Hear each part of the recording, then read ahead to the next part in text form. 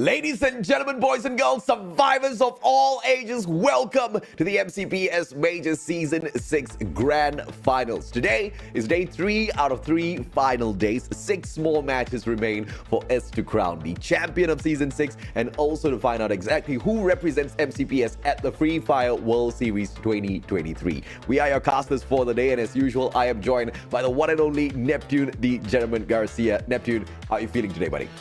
Oh, feeling really excited right now because this is the last day. This is where we find out who will be moving into World Series as well as grabbing the championship. So, yes, sir. Doesn't get excited than this because so far, despite of Expand being at the top, there's still a few chances for the next guys to follow through and catch up to them.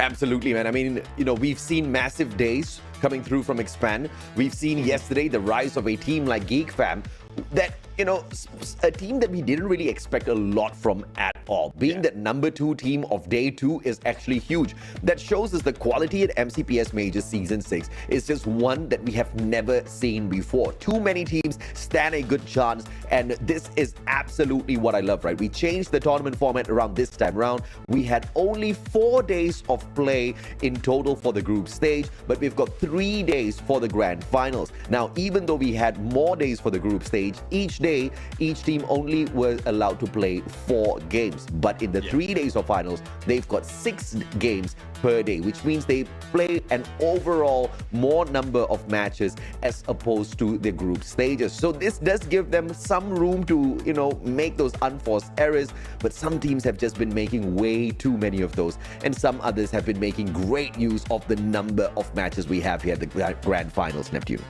Yeah, definitely. I mean, teams like what we have right now in the final is we have Parang, Lestradas Juegos, Expand, Access Esports has already brought in a lot into the game. Team Badut, even from the group stages, we've seen a lot of their performance. But yeah, there are here and that they perform in the grand finals, but not so much. But Geek Fam, as you mentioned, surprise hit us from yesterday. Like, imagine how many points that they have from just one day. And Visionaries, AV Radicals, we are looking for those performances pop up as well. Let's include the Philippines as well from The Illusion. But this is what they're fighting for. The grand finals prize pool for in the lion's share will be $18,000 and the second place will be 9,000. It goes down even to 3,500 for the third place. And well, despite of how much it goes down towards the 12, everyone amongst these teams will be grabbing a piece of pie. Absolutely. Everybody walks away with something. The size of the pie is all that matters at the end of the day. And for the types of squads that are fighting for the number 1 spot, the price at the end of the journey here is not just $18,000. Once again, Neptune, you and I have both said it. It is for the spot at the Free Fire World Series 2023, a prestigious stage. In fact, the most prestigious stage in the world of Free Fire. Only one team from MCPS can move on. And the format has been shaken up there as well. We don't have no play-ins. We actually have got a group stage setting, and then later on a 3-day grand finals, but the format is going to be one that we have never seen before ever. But of course, we will leave that format for FFWS. The format for MCPS, on the other hand, is going to remain the same old as usual. Yeah, the Booyah will be taking 12 in the placement point, and it goes down to 9 all throughout 1 onto 10, and 11 and 12 will grab nothing in that regard. So they need to put in all those elimination, and these are the maps that they will be playing on. So far, I love this setup right now because there's no, we won't be seeing a lot of advantages in terms of the map. It's more of how they can adjust, how can they adapt regardless of if they are moving in from that map. It's only the random 6 match that would probably give them a little bit of that. But we've seen so much for the past 2 days that some teams even like Expand, they didn't even grab the huge amount of points even when Alpine was involved. Absolutely, man. Because, yes, having a map that you truly excel at does increase your odds of getting that booyah, but it does not guarantee a booyah. But at the very same time, we are not going to say that it's not important at all. The fact of the matter is, when Expand is comfortable on a certain map, they all the time, a majority of the times, I would say 80% of the time, they are performing pretty decently there. So a couple of times they do falter. For example, at Kalahari, you really don't see Expand showing up at all. They've only had 9 points thus far, as opposed to teams like Farang and Freedom Rumble, who have 41 as well as 38, right? So a huge difference in terms of what map is pulled out. And this is going to be a factor when we go into map number 6, which is going to be absolutely random. If you're a team and you've got a few points between that number 1 spot and yourself, and you get pulled into a map that you're not very comfortable on, it's going to be pretty devastating, right? But, the exact reverse can be said. If you're that number 2 squad and you get the map that you excel most at, and it just happens to be, for example, Kalahari, where Expand is going to suffer, then all the way down to the final matchup of the day, it's going to be a pretty exciting end. Yeah, I couldn't agree more. And for those teams who understand this gameplay, this scenario, well, one thing for sure, you need to be proficient not only in one of the 5 maps that we have, but in most cases. Well, in Kalahari, I would understand because it requires a different kind of tactic, which might not align to what Expand has been doing. Yes, they can pull that, like they can throw that away for now and then work with the other 4 maps because so far they are doing well. But if they want to really maintain the consistency in the World Series, they have to do the work in all of the 5 maps. I think one fundamental problem that Expand has had thus far, and of course, we do apologize if you're not a big fan of Expand, but we keep talking about them. But it's only because they have been the most consistent team, and breaking down their strategies, picking apart their weaknesses can really help some of these other teams who are struggling to find out, what are we not doing right? And obviously, Expand has been doing so many things right. Hopefully, as we break down some of their strategies out there, it's going to be helping some of these other teams to be able to catch up to exactly what they're doing, right? So when we point out the weaknesses of Expand, hopefully, some of them can take advantage of that as well. But, before we move on to that conversation once again, players to watch, we've got 3 from Expand, which is no surprise as of this point. Yeah, exactly. I mean, it only shows why they are the ones mostly in the leaderboard. And so far, I'm looking at some of the games as well. Like Bermuda alone, they haven't dropped below that number 3 spot. So that alone gives them a lot of advantage, and also having a lot of players in the mix with the players to watch out for surviving longer. That is the one reason why they are always in the top. Neptune, I'm so happy to see Too Fast here in the mix as well, because thus far we've only been seeing players like Crime as well as the Axel. And, they've been mainly highlighted. We've been screaming their names, mostly because of the number of eliminations they've been taking out there on the battlefield. But Captain Too Fast, he has really grown into his role. And his role is not as the front runner of the team, but it's actually as the backup player, right? And as I take a pause on that, it was the exact point I was coming to. He's not the super slayer. These 2 boys are. Crime MKS with 39 eliminations thus far, Axel with 29 assists thus far, but he does have quite a number of eliminations as well, right? Together, these 2 guys are the destructors. But when you look at Too Fast, he's the backup player, he's the captain, he's the shot caller, but he's the player that is responsible of making sure the team remains alive. So it's really good to see him bringing in the stats of the longest survivor for the squad as well. Because when, things get a little messed up in terms of your plan, you need to be able to depend on your backup. And Too Fast is just that guy.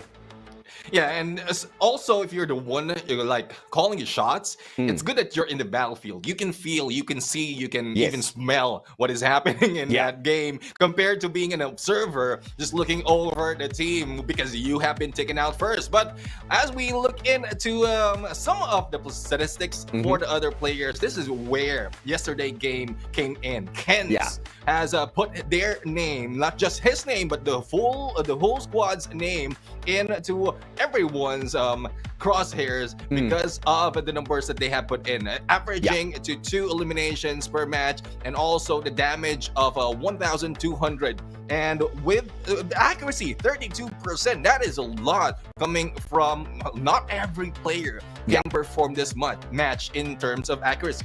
I think you hit the nail on the head here. I think what makes Ken stand out most is his accuracy. If you look at some of the other stats in terms of the elimination averages and all, it's nothing great to shout about. But this guy is a sharpshooter. So in those crucial moments, he is delivering for Geek Fam. And obviously that was, clearly shown yesterday as Geek Fam picked up a massive 94 points, right? Let's take a look at his weapons as well. He's bringing the Trogon in. It is the meta weapon of Season 6 for sure. The current combination of the grenade launcher as well as a rapid shooting shotgun just to give you a leeway out there on the battlefield. But what really makes Ken that lethal player is the combination of his active and passive skills. Now, the active skill, that A124, it allows him to rush at his opponents, instantly disable all of their active skills and turn it into a absolute brawl. He's got the Trogon, so you know he's going to be able to smash all of them. He's also got the Dinoculus that he can pop as well, which means as he's rushing in, he knows the position of his opponents. He knows when to pop that A124, his active skill as well, to disable all of their skills. So that's crazy. He also brings in on top of that Andrew to give him that extra bit of armor. I mean, this is what makes the difference between a good team and a great team. When you play all of your macros and your micros down to this detail, you're going to be untouchable out there. Yeah, I mean, judging from the characters used that was presented earlier, you were right. I mean, you are pinpoint in there what he has to offer. He has been tanking most of the engagement. Imagine 30 seconds wherein the skills will not be used by the opposing team, and then you have a lot more in terms of armor as well as capability to fire because of the Drogon. Yeah, that is something else. That will bring carnage to anyone, and that is one reason as well why a lot of engagement, like when they get close, it doesn't end, or it doesn't really end that long, because you only have so much of time to work with, and with all of this combination, that's what they offered in games. You know, Neptune, I've been realizing over the years, I think 3 years now, you and I have been casting Free Fire together. And one beautiful thing that has kept the meta as well as the excitement in the game of Free Fire is you've got overpowered weapons, you've got overpowered skills out there. And instead of following the method of other games where they nerf certain skills, they nerf certain guns, and then they make, they buff up some of the guns, they introduce a more powerful guns. What Free Fire does is they just maintain all those powerful stuff out there, and they just bring in more powerful stuff to counter those powerful stuff. So you just have a game full of OP stuff, man, that you can just chuck at each other's faces, except the kitchen sink, just to hope and pray that something makes the difference, right? And most of the time, the thing that does make the difference is the decision making out there on the battlefield, as well as the strategy executed, Nep.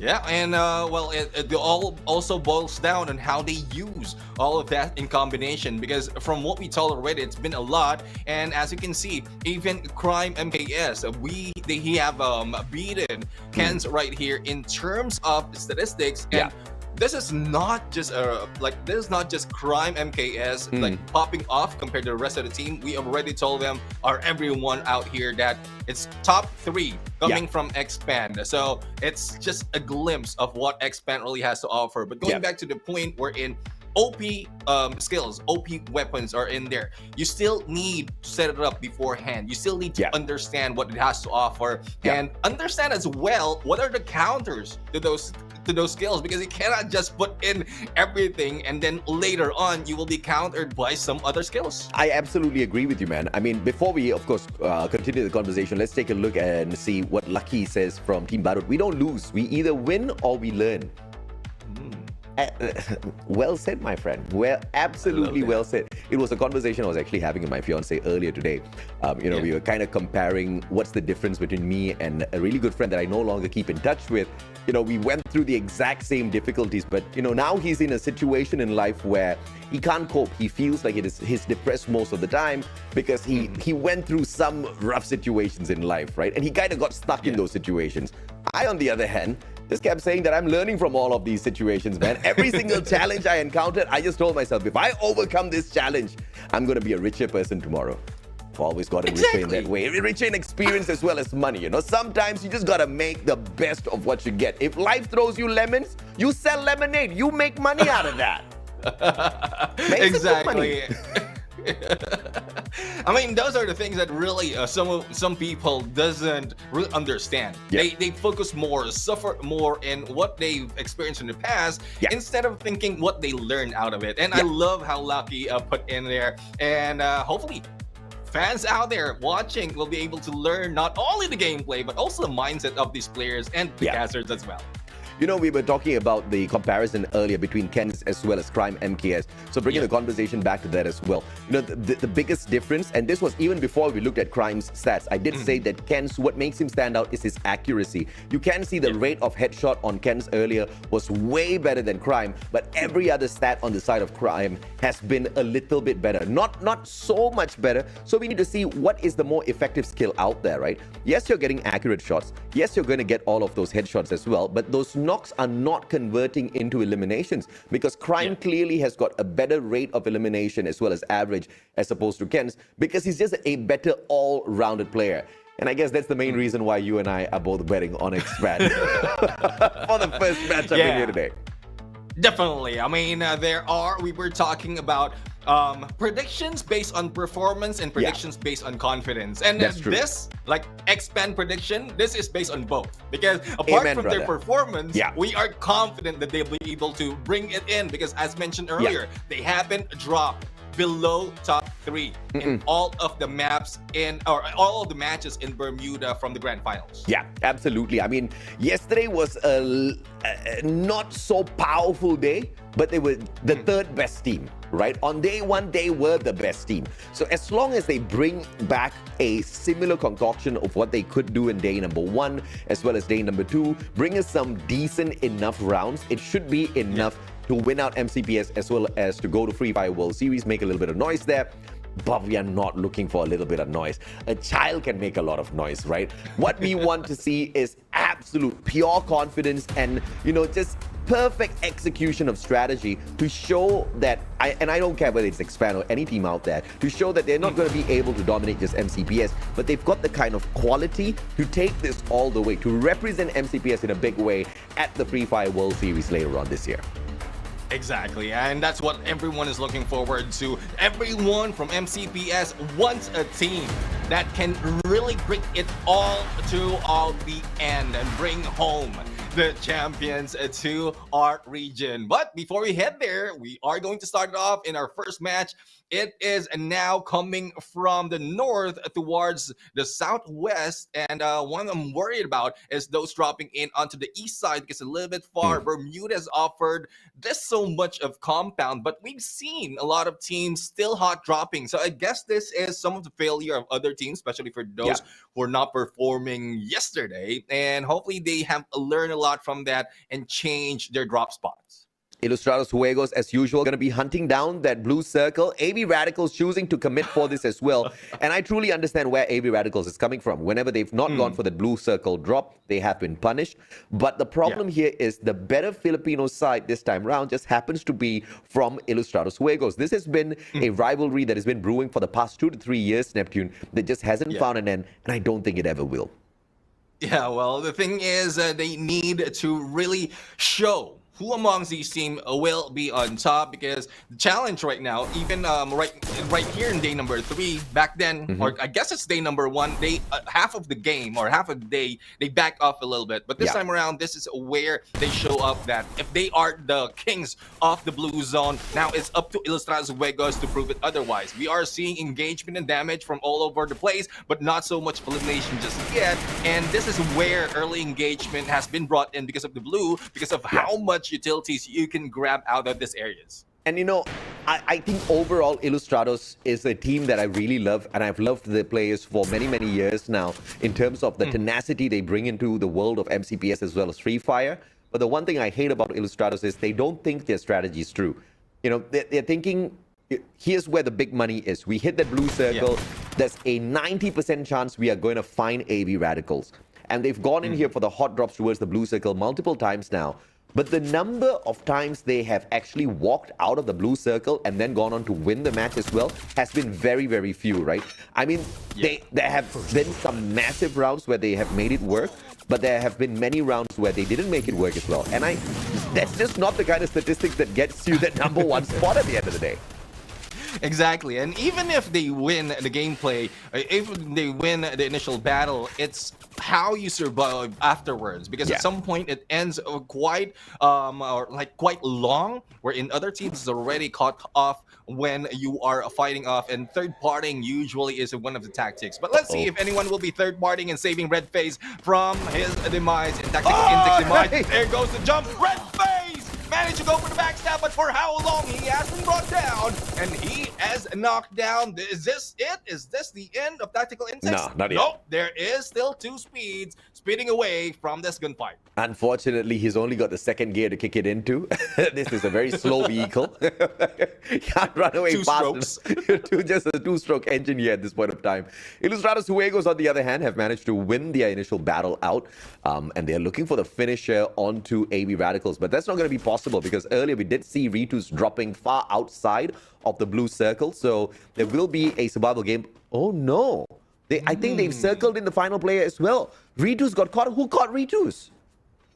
I'm not quite sure, but a lot of GG, elimination man. already has been put in. Yeah. Return is the only one remaining, and if in case he has been found out, and I'm pretty sure it will be happening, but it probably not at this moment, but they Yeah. will be waiting either for the buy spot or the revival area, and they are inside of the blue for now.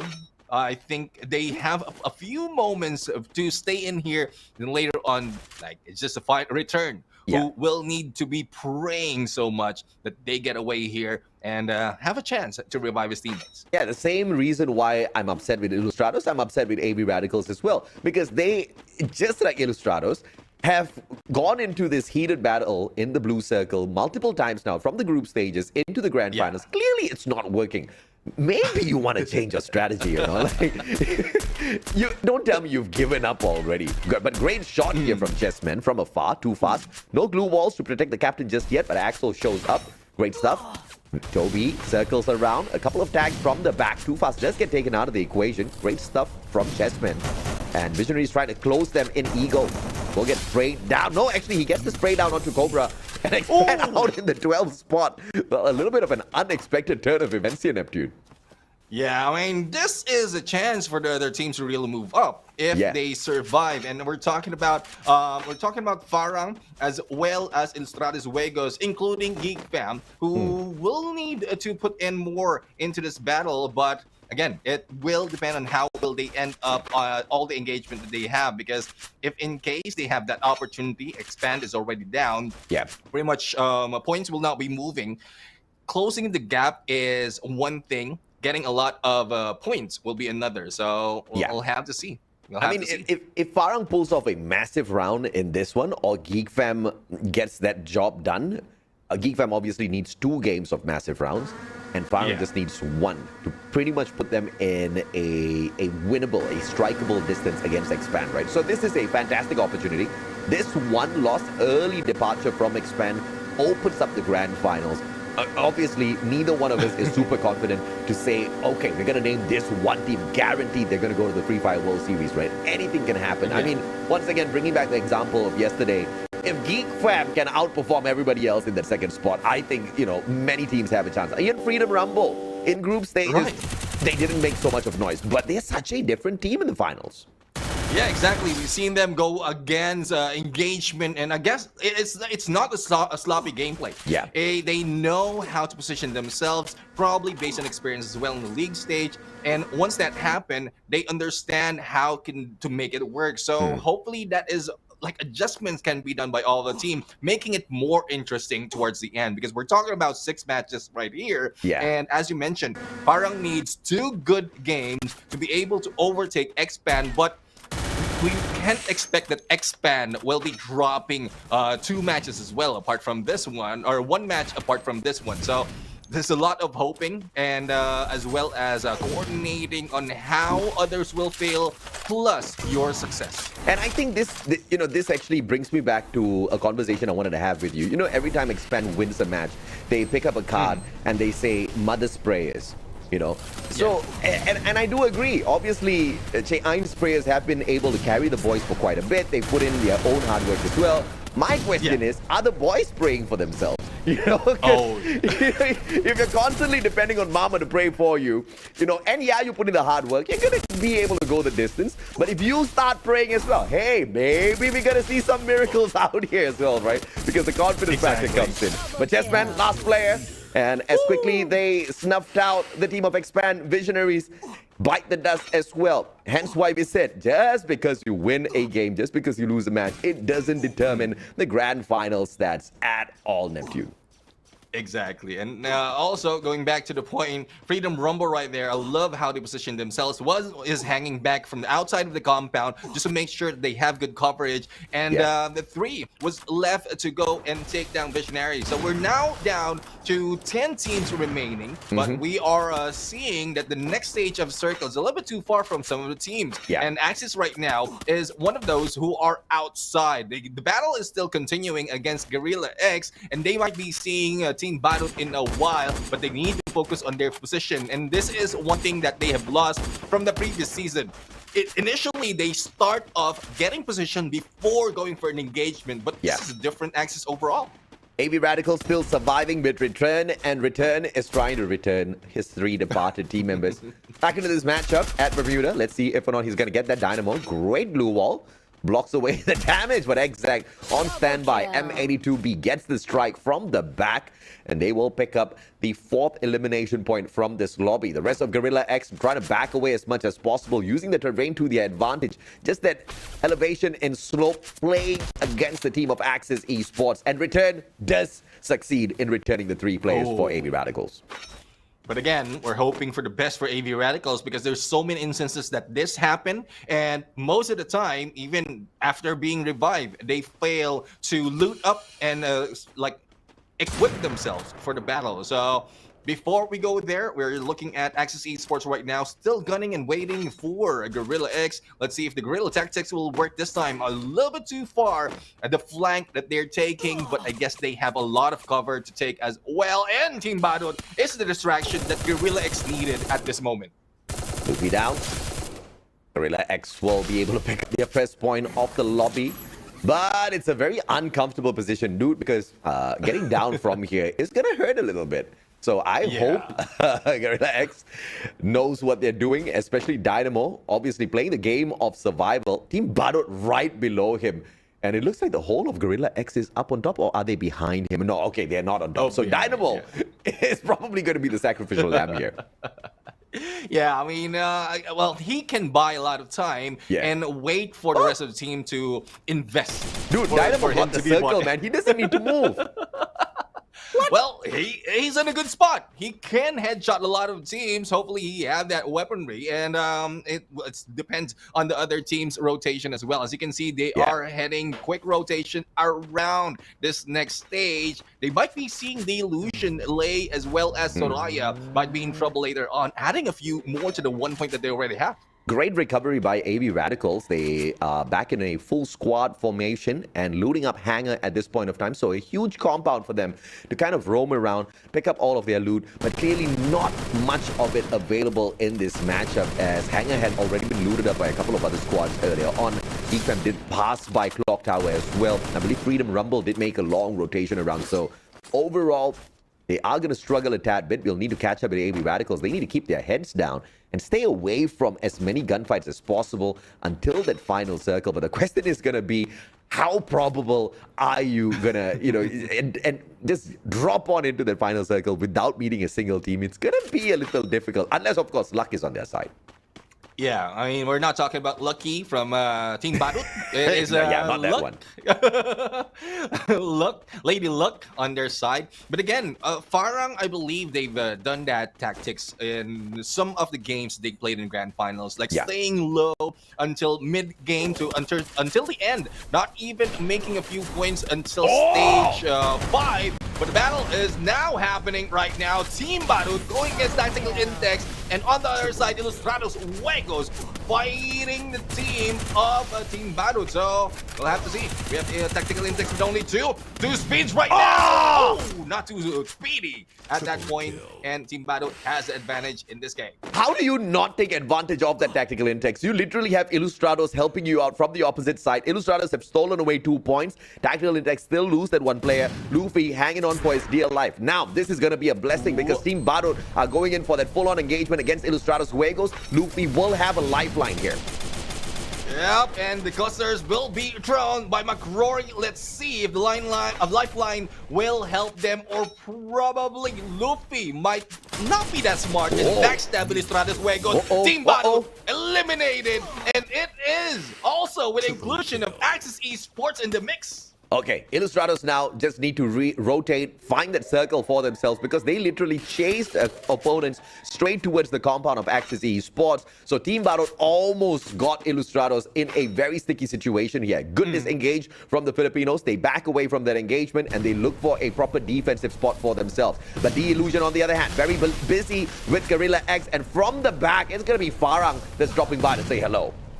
This is their chance. This is their way of grabbing all those points. The Illusion eliminated as well as Gorilla X. And, well, like I mentioned, this is their chance. Third partying. They picked up 6 points in a row through those nades. That is just insane. Farang, that was Christmas for them right there and there. But Geek Fam now keeping an eye on Farang. They are going to go in for the attack. Freedom Rumble in the vicinity as well. But Freedom Rumble very low on numbers. So if Freedom Rumble strikes first, this is going to be bad for them. But it looks like they're going to be playing the game of survival. Geek Fam versus Farang on the other hand. Let's see exactly who takes this one away. And there you have it.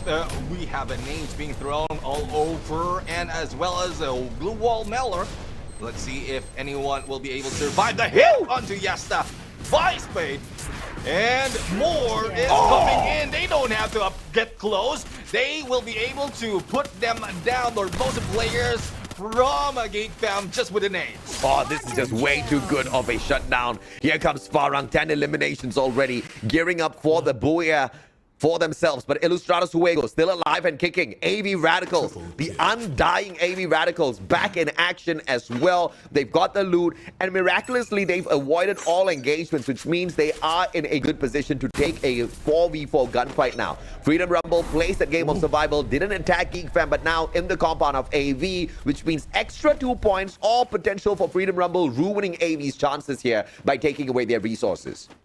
Yeah, but the thing is, AV Radical backed off, and because Freedom Rumble probably baited from the UA based towards their area, they will be seen. But the battle is happening between the top teams. We have we have Illustrados Juegos and Farang right now, and Illustrados is in the losing end. Absolutely, Eklog. Good glue wall pulled up this time round. Jembal flanking around from the right-hand side. Can't get through this building just yet. Once again, breaks down a good solid glue wall. Finds Eklog on the opposite side, forcing Eklog to recover now. Now, Farang has been barricaded in. Someone can take the flank around. Nobody's coming, but Axis Esports. Axis sees this action. They want a piece of it. AV Radical still busy with Freedom Rumble, and therefore Illustrados are gonna escape with this. They've got some time to focus.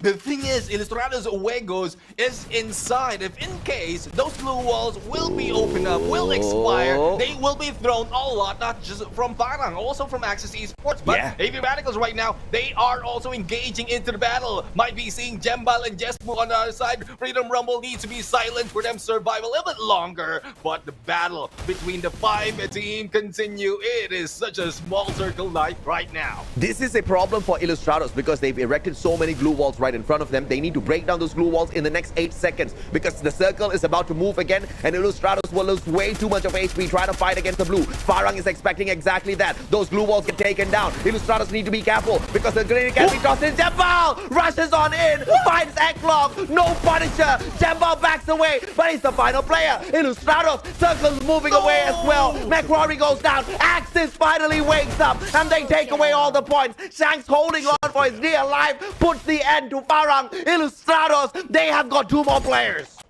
Two more players from Ilustrados Juegos. The same goes for Freedom Rumble. But there's a 4v4 that might be happening between AV Radicals as well as Axis. One goes down already for the side of Axis. And we only have one elimination from AV Radicals. They are not complaining. They have a full squad. They can get a lot in this engagement. And no one is creeping in to take them down. Oh, and what a game of recovery from AV Radicals, man. Full squad. And they're still not engaging just yet. But Axis Esports clearly going to take the #1 spot. Ilustrados Juegos out of the equation. Man 04 with the Trogon once again, pumping out all of those grenades. But AV Radicals now, what can you do? Players from the side of Axis, 3 players. Blue Wall Melt is going to be tossed out first by Man 04. Trogon in hand, but not moving on just yet. Circle's going to be pressuring them in. Freedom Rumble still alive and kicking. I didn't expect this. It is a 3-way. Tadamo down on the ground. The trade out is there. But Phoenix now, Man 04 down. 1 grenade can put an end to them, but AV Radicals has none. Yeah, well, they will be depending on the Trogon right now in this engagement. Woo! And even Return can focus on one team. He is looking left for Axis, right for Freedom Rumble, and he needs to make that decision. There you have it. Decision is made to him by the blue. But Axis Esports, the first one to be eliminated. It is now AV Radicals against Freedom Rumble. Only walls, glue walls in between them. That's a great wall of AV Radicals right in front of them. Whoa! The Freedom Rumble. Napi sprays one. Asta gets the other. It's a 1v2. Can Raimiel survive this? Circle's gonna damage them, and Napis finds the finisher. It's Freedom Rumble, the team that we talked about waking up in the grand finals after falling asleep in the group stage secures the first booyah of the day. First off, they move in against AV Radicals on that compound, stayed quiet while 3 teams is fighting, took advantage of that final moment, and even in a 2v3 managed to clutch this game. The booyah really is deserved by Freedom Rumble at this point. Oh yeah, absolutely, man. I mean, dude, they were dead last. They were 12th spot. Okay, from the group stage. They almost got relegated. They almost didn't make it to the grand finals, but this was a solid performance from them. Of course, a lot of discipline, on display there earlier as well. Not taking a rushed attack against AV Radicals, who they clearly knew in terms of position where they were, and they just bided their time, kind of strategized exactly how to get into the final circle. Just like AV Radicals, they were trying to avoid all of the engagements, but the circle pressured AV a little bit earlier than Freedom Rumble, but that was mainly because of the position secured by Freedom Rumble as well, right? Always keeping an eye on the blue, and that's obviously going to help you out when it plays towards your survival at the very end of the matchup. Yeah, and this is where it started. This is where we thought the Freedom Rumble could have gone down already against Visionaries, but still, with Kaizo and Asta's aggressiveness, they managed to take down Visionaries and they live on. Even with 2 players, this is what we're talking about. You have to make do and adjust your game style based on the number of players that you have, and that's what they did. They were not that aggressive. They know that they have opportunity later on, and even if they win, that would be like 12 points already for that booyah, and everything else that follows in elimination will just be added. So Expand needs to watch out, because this one was a scare for them for sure. They clunked out as the 12th team, which means they barely picked up points for themselves. And this was the opportunity for 2 teams, GeekFam as well as Farang, to go in for the chase, to close that gap between themselves as well as Expand. And, thankfully for Expand, they didn't really get the booyah for themselves. So no extra 12 points. But Farang did manage to pick up massive number of eliminations, right? Mostly from, of course, Gorilla X as well as The Illusion, as they third-partied them. And then later on, against GeekFam themselves.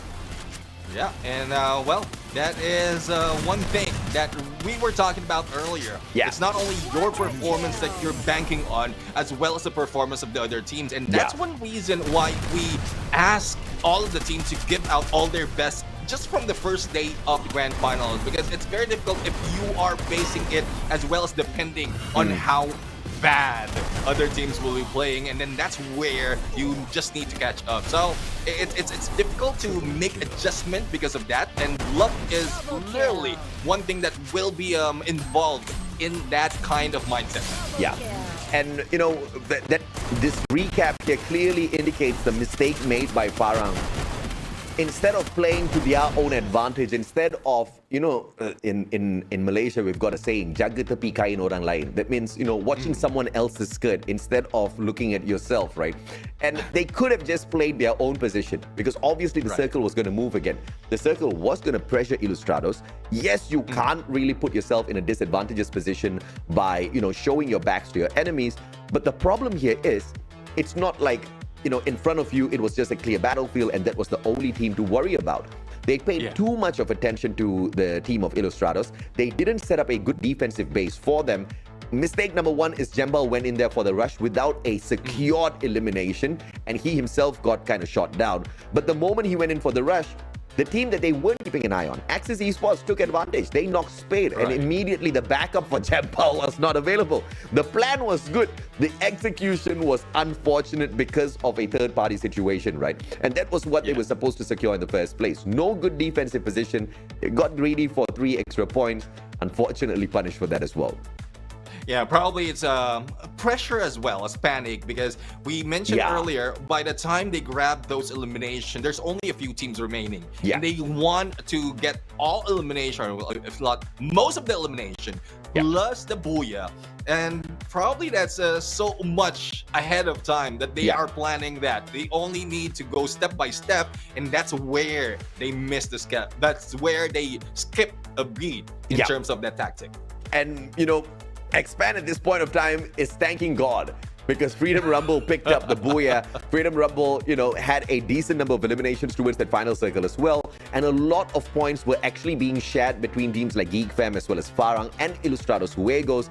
And, you didn't really have one team dominating, because if there was one of those teams dominating the overall Bermuda gameplay, then, you would actually have another team knocking on the door of Expand right now in this next matchup as we set up Purgatory to take that number 1 spot. But it hasn't gone into a dire situation yet, unless, of course, Expand drops the ball for game number 2, Neptune.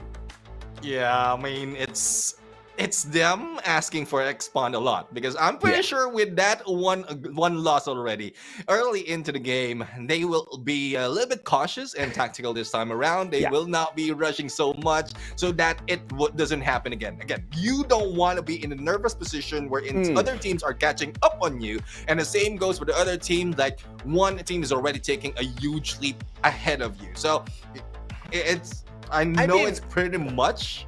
Dude, they lost a gunfight to Visionaries, man. Now, how do I talk about that? They shouldn't be losing a full-on team battle against Visionaries. Unless they kind of got ambushed. But the position that they were holding on to didn't seem like an ambush. I don't know, because we didn't get information of that battle beforehand, right? We just kind of jumped in as 2 players from the side of Expand got knocked down. I think when we went in, Cobra was already being surrounded. The players kind of got the better of them. But how does that situation even break down? How does the Visionaries get a catch on Expand? I can't figure that out. Well, one thing probably is surprise, because we know Expand, they don't go like all out in early engagement. They, at some point, similar to what we've seen from Parang, they wait for the perfect moment, midway, mid-game. That's where they grab elimination, not even up close. They grab it from afar, take advantage of the team. Once they know that's only one team and probably 3 or 2 players, that's where they rush in. And then they distance themselves and then go for the different rotation later on. Probably at that point, they were the ones caught off guard. But let's look at Nappies right now, the MVP. And of course, Tatsuya being used so much in this game gave them the advantage, especially the rush for elimination and 1800 in damage. Now, with the pet, then they knock Arbon rather. This is one thing that has been used to like grab all the information that they have, and this is where to take advantage. Information is power at the end of the day, Neptune, and you can see Moko being played here as well with the hacker's eye. Every single time Napis manages to tag an opponent, the information gets shared with his team members as well, right? So he's got the binoculars out of R1. He knows the position of his opponents. He goes in there, sprays them up with the SMG. The rest of his team members get their that information, Freedom Rumble knows now exactly where to execute that strike. Therefore, they easily get to flank around, and you get to see him bringing in that Nairi's Ice Iron as well. His glue walls are extra strength out there. But you can see it's just 8 eliminations from the side of Freedom Rumble. The main reason being is because you can see their character active and passive skill setup. It's more of a defensive setup as opposed to an offensive one. So you are going to get rounds like this from Freedom Rumble that are a little bit more lower in numbers. We're not going to see them have those explosive rounds unless something fundamentally changes with the team. But thus far, we haven't really seen them change their strategy to be an aggressive squad just yet. Yeah, I mean, it's more survivability that they're focusing on, and then probably if they get used to it, that's where they need to grab, or they will be grabbing all those eliminations. But when you look at the points right now, Ecstasy Sports is the one who's leading in terms of elimination, tying it up against Freedom Rumble even after the Booyah, and Farang is very close, 17 points. So I guess with the points that has been grabbed by Expand against Farang, this really closes the gap. Absolutely, man. Expand picked up 1 point, Farang picked up 17, which means now there's a difference of 18 points between them as well as that number 1 spot held by Expand. Ilustrados Juegos will be able to climb up the leaderboard as well because this is a very decent round for them. So that number 3 spot is guaranteed there. But of course, there is a solid number of points between Ilustrados as well as their opponents, right? So if they want to catch up in Farang, they need a solid game. Farang should not perform in that matchup if they want to grab that number 2 spot and then later on aim for number 1. But it seems to be a little bit of a difficult wish here, expecting Farang to not perform. I mean, you know, they want to go to the Free Fire World Series. Yeah, I mean, if Farang is doing the same for Expand, that's okay because they're only wishing one team. But for Ilustrados Juegos, they're wishing for 2 teams not to perform so that they will move up. And that makes it like even more difficult as you go down the ranks. And that's what we're talking about. You need to have invested so much already from the start of the grand finals, and then that's where you put in a lot more in terms of the effort that you can do, and especially if you put in survivability as one factor. You grab highest placement point as much as possible, and then you focus on elimination from a safe distance, or if you want to go aggressive, at least make sure that you've taken a lot of elimination before doing so. Thus, you will be securing, like I would say, averaging 8 to 10 points for one game or one bad game. So I think that's one thing that they can do. I mean, Ilustrados Juegos have been pretty decent, right? Speaking of Ilustrados Juegos, we think they're going to be able to pick up this next map here at Purgatory. They have performed the best thus far at this map. And, you know, this kind of works into the storyline that we were building even before starting off the grand finals. So, I mean, they performed very well in game number 1, picking up 15 points. All they need to do is chug out a minimum of 20 points in this next matchup to be able to catch up with Farang as well as Expand. And they can't focus on the other teams doing bad. They just have to focus on themselves getting into that final circle. And one of the things that has been working really well for Ilustrados is that blue circle. Whenever it goes their way in a massive fashion. When they lose that battle against AB Radicals, on the other hand, this is where things start getting dicey. They are put on the back foot. They have to play the game of revival. The players they buy back in don't have enough resources to take these gunfights. And then we start seeing scrappy plays from them. So the biggest question for me is going to be, do they still go for that blue circle and keep things up to chance? Because there is a 50-50 here. If AB Radicals is just a better team in that 50-50, they pick up a Mac 10. Or they pick up a charge buster out of nowhere. I don't know. And they get a 1-up on AB Radicals. There goes your chance for the Free Fire World Series slot. Exactly, and look, like compared against AV Radicals, who didn't win that gunfight, position-wise, they have a tactical retreat already. I'm pretty sure Ilustrados Juegos were not thinking of any tactical retreat. Thus, they just go all into that area, and there's a huge chance they will be taken down. As you mentioned, the story will still be the same if they got the bitter 50% of that engagement. But hats off to Ilustrados, though. I think this is a monumental effort from the team in comparison to where they were in the previous season. In fact, as to where they were in the previous 2 seasons, this is a huge improvement. They are taking good advantage of the lack of dedication and confidence from the side of AV Radicals and continuously punishing them. I don't see a lot of teams that openly engage with AV Radicals inside of the blue circle. Teams like Farang have tried in the past. Teams like Sem9, we know for a fact that they've tried that in the past, and they've been pretty decently successful, but not a lot of the other teams have been consistent at it. Ilustrados Juegos, on the other hand, are a different breed altogether. They are basically telling AB Radicals, you can bugger off. This one now, this blue circle belongs to us. The problem is AB Radicals is just not getting that information, man. And until someone forces the other one out of that blue circle, we are still going to see these 50-50 fights. And I don't like that. I want to see a guaranteed round here for Ilustrados. And the only way of doing that, because clearly they are very good at hiding away from these battles and taking those final few in that final circle, which is great in a game of survival for Battle Royale, right? But how do they strategize that if they keep taking the 50-50? So if they break away, move away from the blue circle this time, Neptune, I'm going to be pretty pleasantly delighted. Yeah, and one thing as well is if they're planning to take on AV Radicals because of the number of points that they can grab earlier on, why not take the other teams who are not performing overall in Grand Finals? And that is true. I'm pretty sure they have idea, they have information on that already, unless they didn't do the homework so much that they're only relying on, this is the blue, this is AV Radicals dropping in, let's take advantage of that. So that's one thing that we lack, or other teams lack, in terms of those tactics. But, well, I guess they heard you, AJ. They heard us that they will be sticking at an, hold on. I might be seeing otherwise, because I think AV Radicals is also in that area.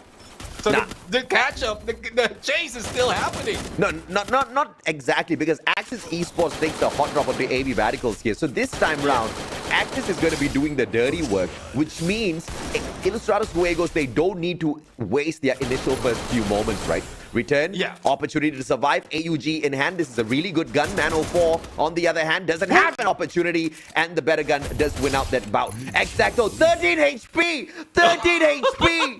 And he saves Axis Esports with 13 HP and a double revolver. Get out of here. Ilustrados Juegos heard all of that, and now they can third-party Neptune.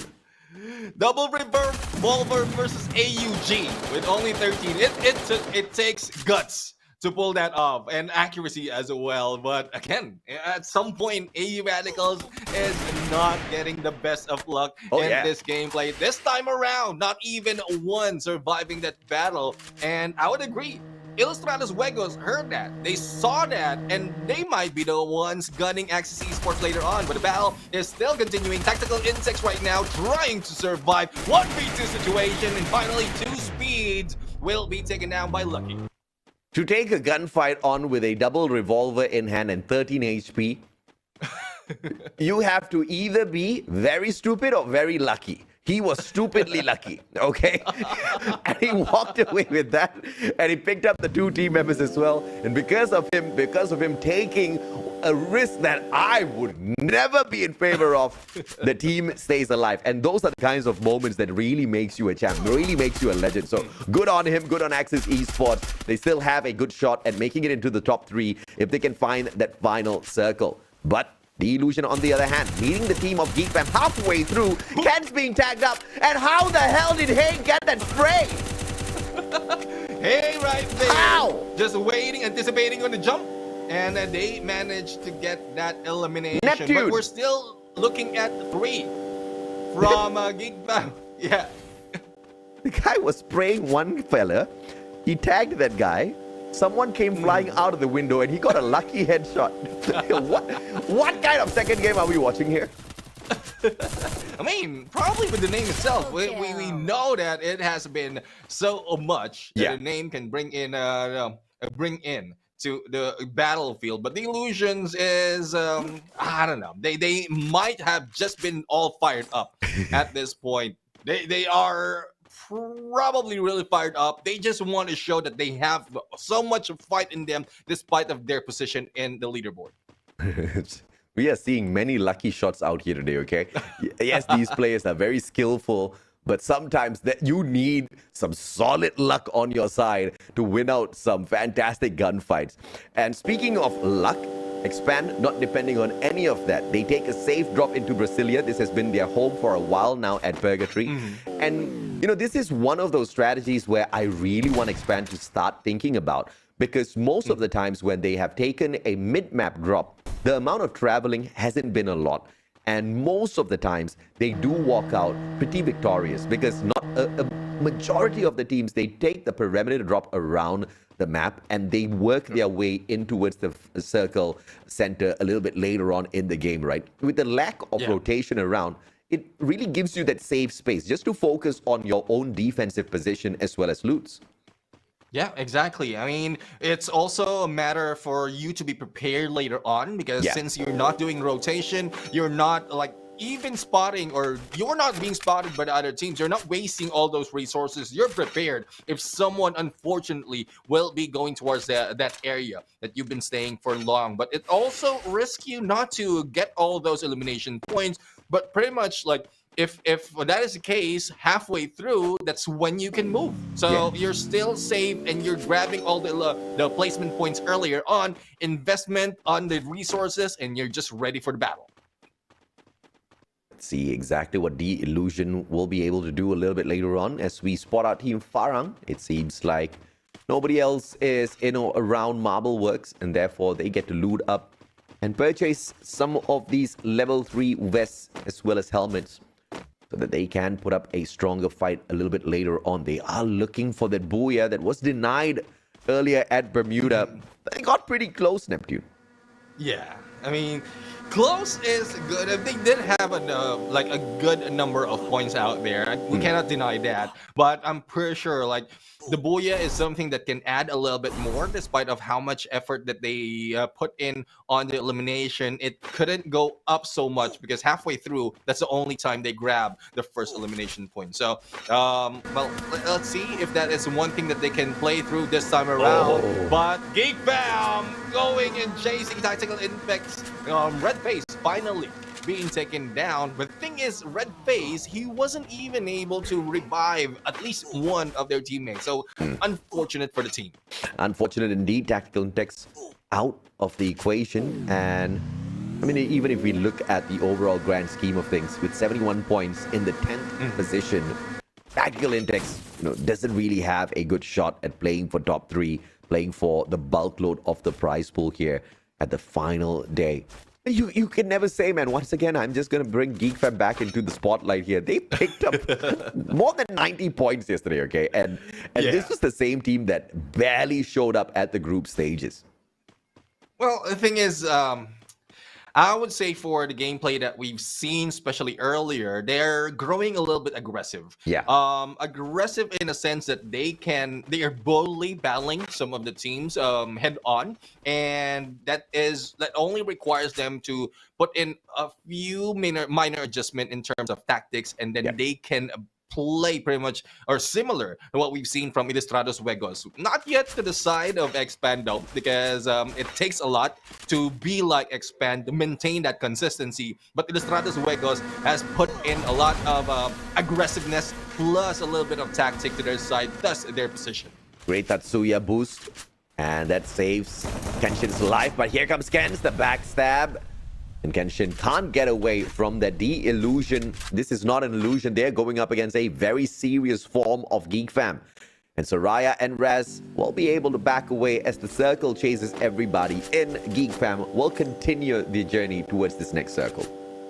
Yeah, the flank that they will be taking is so risky because, well, they will now be crossing bridge wherein Geek Fam is already in, and they will need to cross probably through the waters. But there goes buyback for Raz, and they are complete. It is a matter of time right now before they meet other teams. Good thing they are just waiting, buying their time before they do so. Binocular also being used right now so that they can get some information, and when everything is clear, that's when they move in. Lei as well, or Hey as well as Kenshin will be a part on their drop, and I believe they might have been spotted already by the different team, but the battle is between Geek Fam as well as Ilustrados Juegos, the two teams that I'm comparing. Red 2 backs away. Shanks being picked up. Red 2 turns around 180. Ken's really low on that HP. Flank around as well. Isn't going to be punishing Dawish just yet. Red 2 backs away with the use of a good Tatsuya. Eklock down on the ground. Shanks shutting him down from afar. And it is going to be that M1014 in hand. Geek Fam Dawish down. Hazik single player. McRory with the Max 7. This shotgun should be able to get the job done. But Hazik has got the exact same gun. And he bursts the guy down and out of the equation. Illustrados out in the 10th spot. Yep, and who's coming in flying from the skies? It is X-Pan right now, bringing down Yasta, and another one has been spotted. So this might be it, the end for Geek Fams as well, and we might be left with 8 teams just on the second phase, going to the third phase of the circle. But they need to be wary because Hazik is, well, the moment that I'm saying that he might have gone for the backstab or probably waited out, he shots at them and puts him in trouble. Yeah, Hazik has to eat that cluster. Another grenade towards Cobra. Not going to get tickled by it at all. Hazik does get tagged up. Good glue wall pulled up. Max 7 in the hands of Hazik, and the spray from up top. The Trogon, just the better shotgun in the current season. And Geek Fam out in the 9th spot. Expand 5 eliminations already. Behind them earlier though, they did spot out Farang. I'm pretty sure they smelled the blood being brought through in the air. Let's see if they come in here for an attack. Yeah, that is a huge question because we're going to ask if they will be battling on against Expand a little bit early or probably wait until the end because there's a huge risk of them losing the battle and then like trying double time on the next match for the catch-up. But before we go there, we have Team Badut right now going against Freedom Rumble, and Freedom Rumble, Nappy's taking down Lucky, but Four Eyes also being taken down. Freedom Rumble bringing him the Rumble in his fight, and there you have it. Team Badut is out, number 8. I mean, Freedom, this is so, I mean, you remember who Freedom Rumble is, right? And JPTNC, you know, they got picked up, and as quickly as they got picked up, they got dropped because, and I totally understand where the organization's coming from, because these guys just don't know how to perform on the group stage, and then they show up so well in the grand finals. This has happened season after season after season.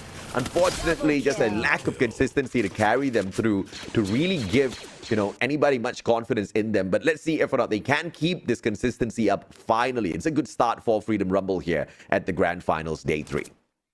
Yep, we have this time around Visionaries as well as Axis Esports. So this is 2 sets of teams as well that has faced a little bit of re-roster, but they will be facing each other. Toby takes down Exact, eliminating them, and Visionaries are ready in an advantage. Fenix the only one remaining. Game over. There goes a push, even the grenade, and Axis Esports gone just like that. I mean, if you're going to be shutting down Exact and X-Roy out of Axis first before you engage with the other 2 players, you're already winning the gunfight, right?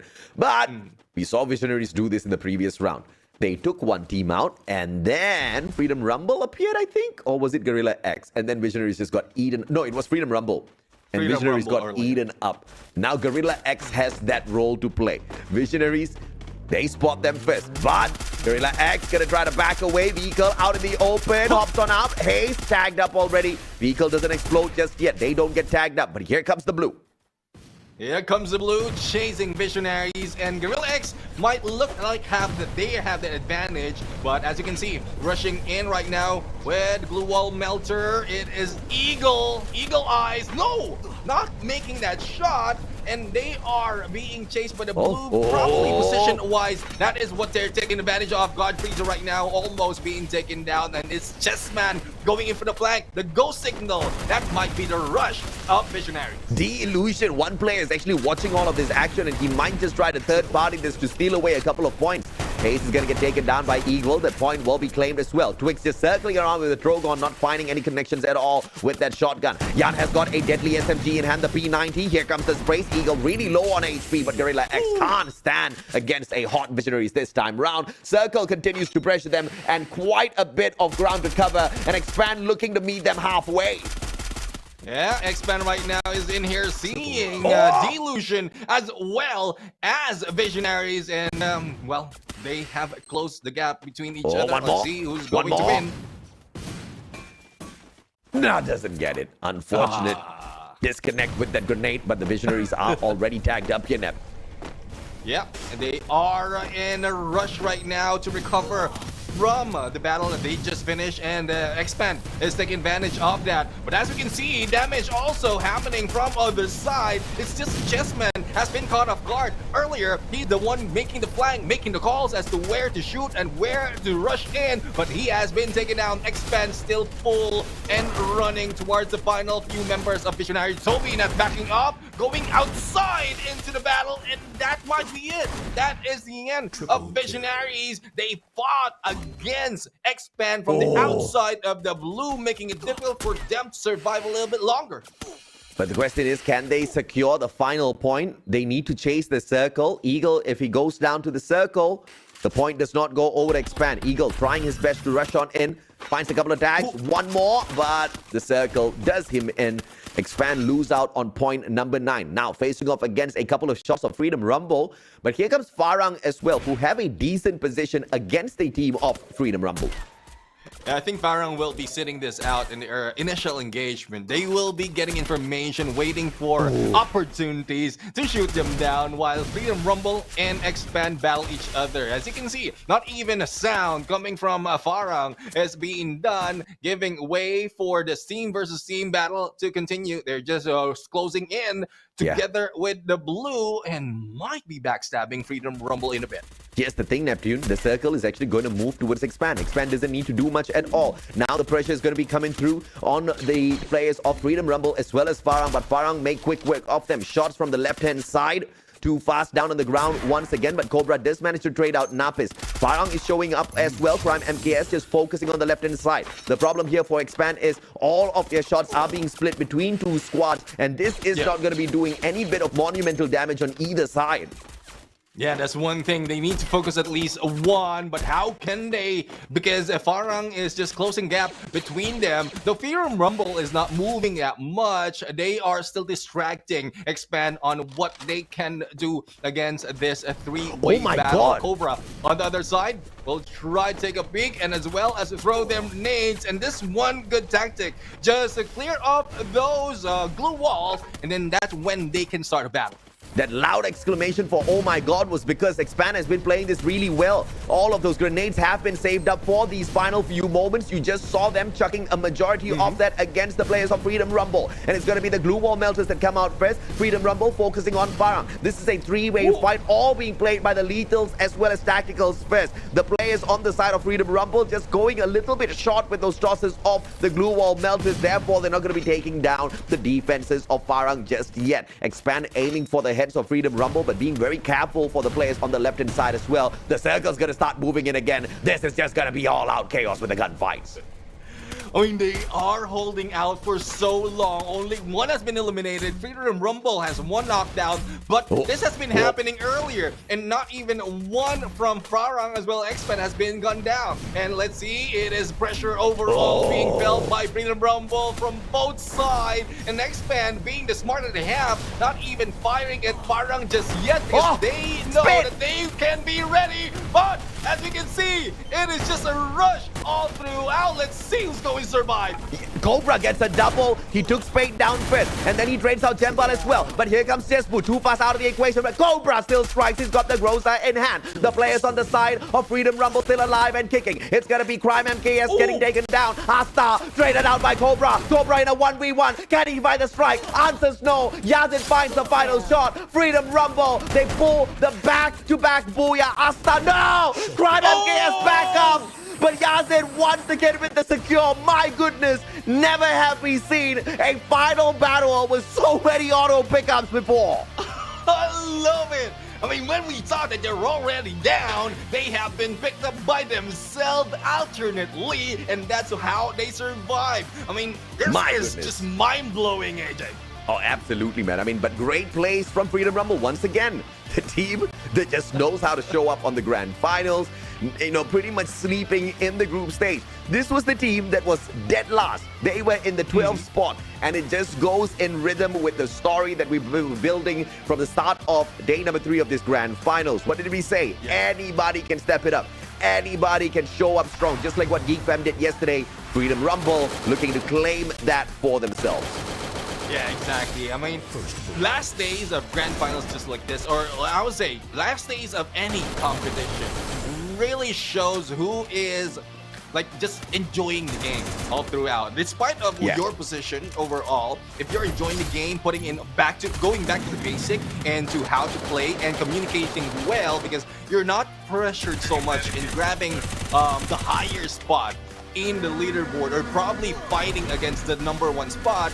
That is where you can focus on just that moment, on the specific moment of each game, and that's where you win all those engagements. Oh yeah, absolutely, man. I mean, Geek Fam as well, they had a fantastic start until they met Ilustrados Juegos. It was a burnt up, battle between them, and they thought that they were going to get away with all of this, but Expand, oh my goodness, these guys, they were smelling all of the blood in the air. And the problem here is we did see the finisher that Expand brought onto the players of Geek Fam, but what we did not see was the players from the side of Expand were taking away lives from Ilustrados. So Ilustrados had to fight against Geek Fam. They had no vision on Expand, and Expand just took great advantage of that, went in then later to finish off Geek Fam as well. So great vulturing by Expand at that point of time. Yeah, and so far in the highlights, I mean, it's just a recap of all the battle all throughout. There's very little idle time that we have in this map. I really love how this is turning up, and I guess it will be a little bit heated later on, with exception of Kalahari, because we know at some point there will be some waiting moment in there, especially for those who are on the high ground, taking advantage of the open of this map, or the openness of this map with the snipes. But after that, like, more back-to-back engagement will be happening, unless some teams decided that, okay, let's not focus on a basic gameplay in Kalahari, let's just bring it on similar to what we see in other maps. I mean, here's what makes things even scarier for the other teams as far as Freedom Rumble is concerned. Because Freedom Rumble, in the grand finals thus far, they have been the second best team at Kalahari. Are we actually seeing a back-to-back from Freedom Rumble here this time round? I mean, it's going to be a dream run for Freedom Rumble at the end of the day if they can pull that off, right? But because of the inconsistencies, obviously aiming for that #1 spot is a little bit too much to ask for. Even if they do have a massive day, having 6 back-to-back rounds, I think, is a little bit too much to ask, even from the Malaysian champs. Expand, even from a team like Farang, who are very capable of bringing out their aggression, even from a team like Ilustrados, it's going to be difficult to ask for 6 booyahs. So Freedom Rumble, although there's a lot of promise, making it up to the #1 spot is not going to be a question here. But top 3, getting themselves a bigger payout by the end of the grand finals, the final day of battle here, could just be the case. Couldn't agree more. I mean, it's up to them really to maintain the consistency, especially if they are in the right mindset, not overconfident, not too confident in engagement, just back to the basics and tactics. And this, it gets more interesting because even if other teams are grabbing the booyah compared to the top 3 that we have, the gap is still growing smaller and smaller. That's so it will still depend on who will take advantage of the early parts. I would say first stage of the circle, and then midway before they change or they battle against the most aggressive team that is not on the top 3. That is what we want to see.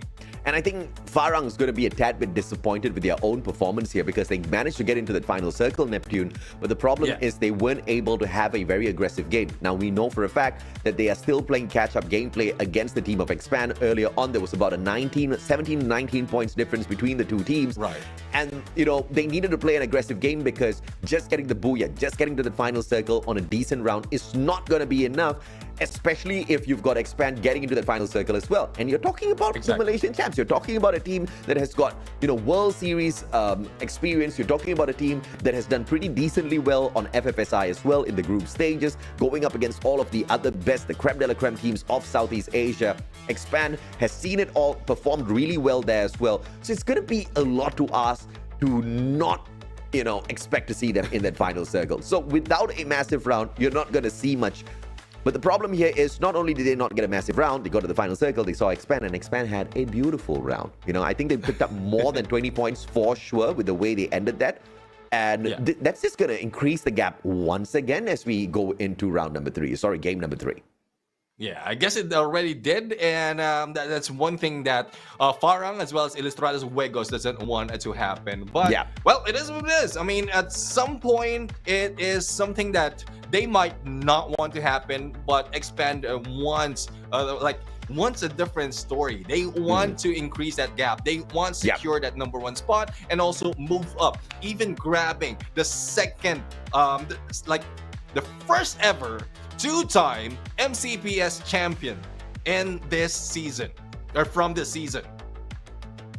I have a feeling it's gonna happen, but anything can happen. You know, Freedom Rumble can make a play for the number one spot. I mean, let's see. It is gonna be very possible if they get the next 3 booyahs. Okay, it's very possible. If Freedom Rumble gets to the final circle with a decent number of eliminations for the next 3 rounds, very possible. But let's take a look at the skills here used. Once again, a very basic rusher skill. They've got the Trogon, you've got the grenade launcher out of the Trogon, you've got an auto shotgun, multiple sprays, 3 shots in a row every single time you click on that gun. You've got Falco to kind of navigate yourself on each and every single one of those drops. And of course, that A124 to disable your opponents as you rush on in for the battle. But can you outdo the team MVP Expand? And this is what we talked about. More than 20 points. We get the confirmation. A 22-point game here. They get 13 eliminations in total, 9 points from the placements. And that is going to increase the gap between them as well as Farang yet again, moving them into a clean 30-point advantage in the number one spot. Yeah, and this is the result right now. There you have it. Freedom Rumble, a little bit short though in the overall points against Expand. Expand is a team MVP in this game, but Visionaries, surprisingly, I love how they played this time. Well, they might have cleaned out two teams out here because of the 8 eliminations that they have. But they managed to get a 7 on the placement point. So despite of them losing against other teams, they have brought in a different side of Visionaries right here. Access Esports, though, they are the ones who were in so much of the battle, but they didn't get so much of a placement point compared to Farang, though. They did survive longer, but didn't get so much of elimination.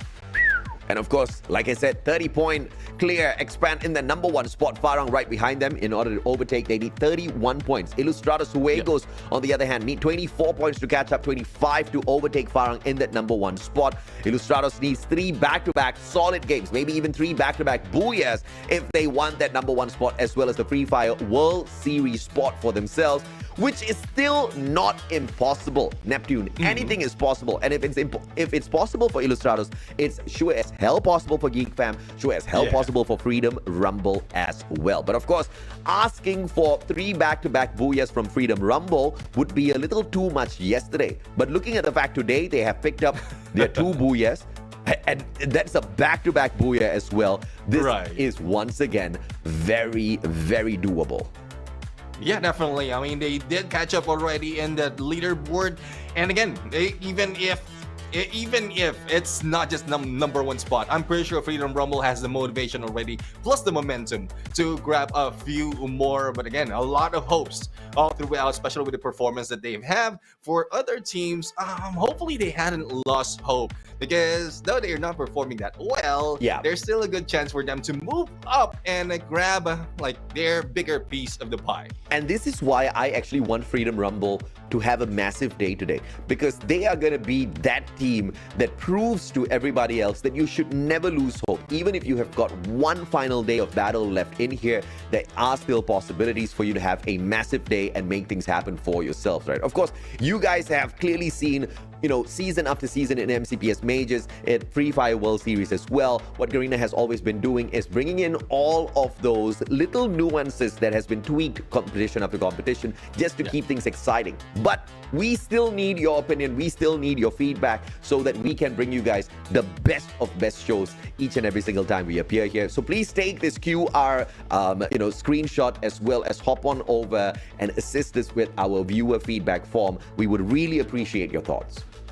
Yeah, I mean, this is your chance to provide a lot of suggestion as well as like check out Yeah. what we want, what you want to see in the future of MCPS, because pretty much this is how important the community is for this for as MCPS and only for Free Fire. But that is already to battle AJ, and well, as we always do, we are going for the quick break. When we return, the third match happen, and let's see who's going to get that booyah.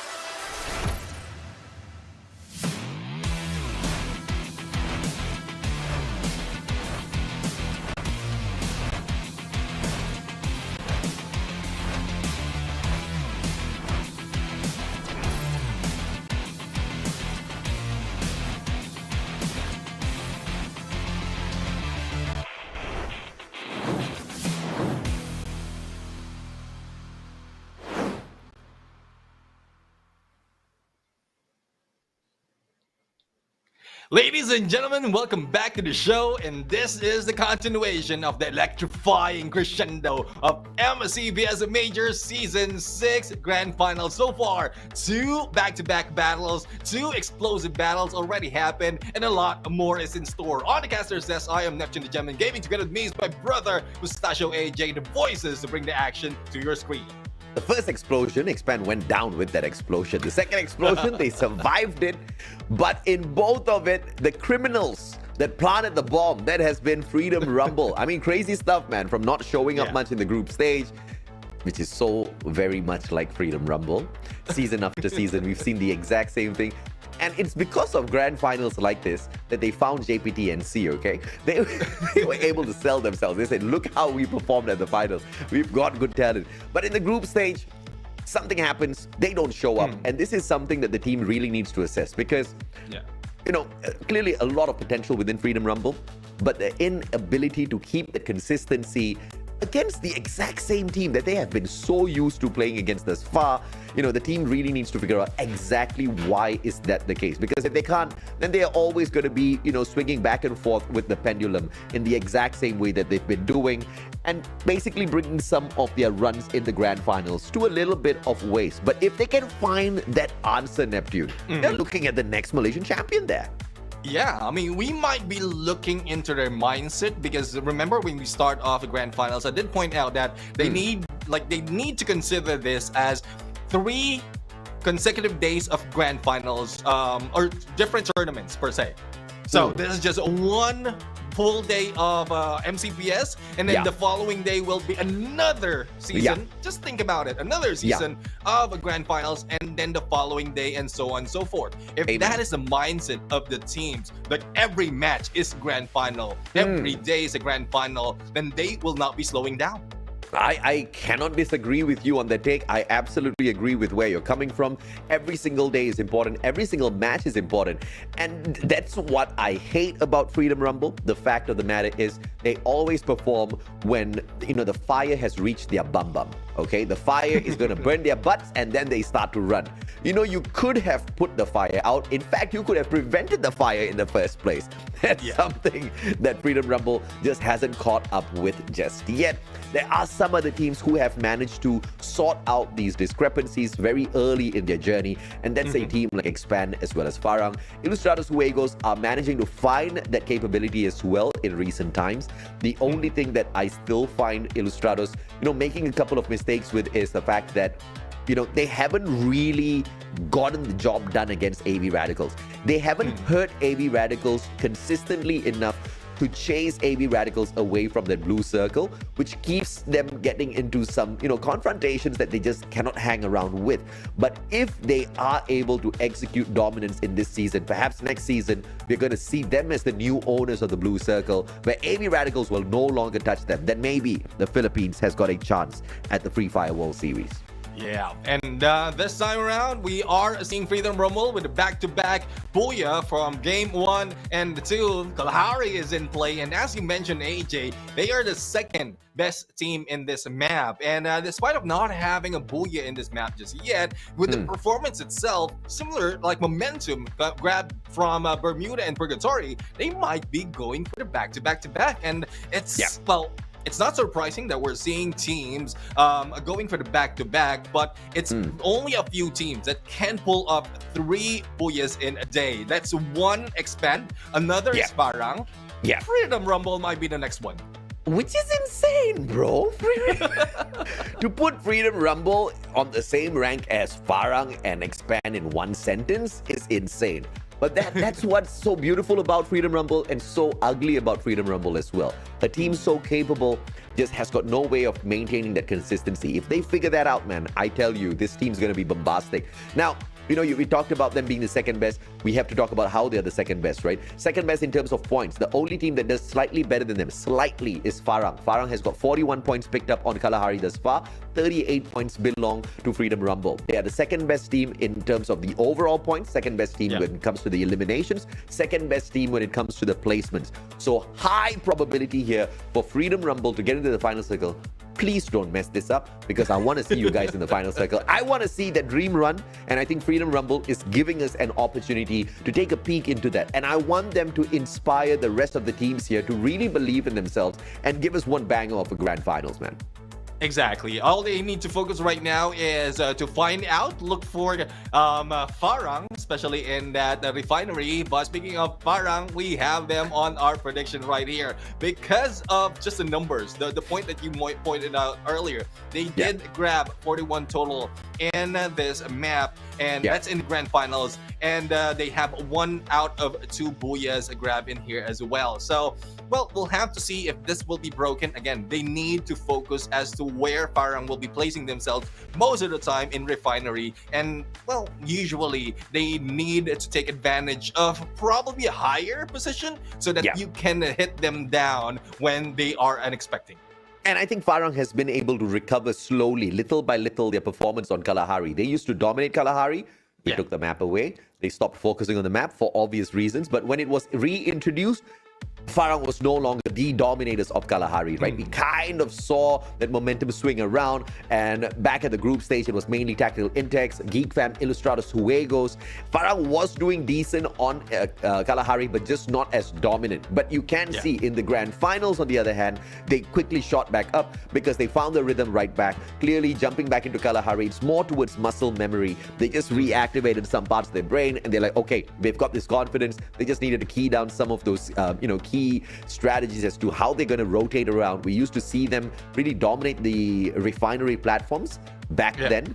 They didn't dominate that in the group stage, but at the grand finals, whenever we see Kalahari, they seem to be taking those platforms again. So they're finding those comfort spots, and this is just going to make Farang very dangerous in this next matchup. The ones that do need to watch out is Freedom Rumble and Expand, of course. If Expand drops the ball, there's still Alpine there. So, but if you're Expand, you don't want to drop the ball.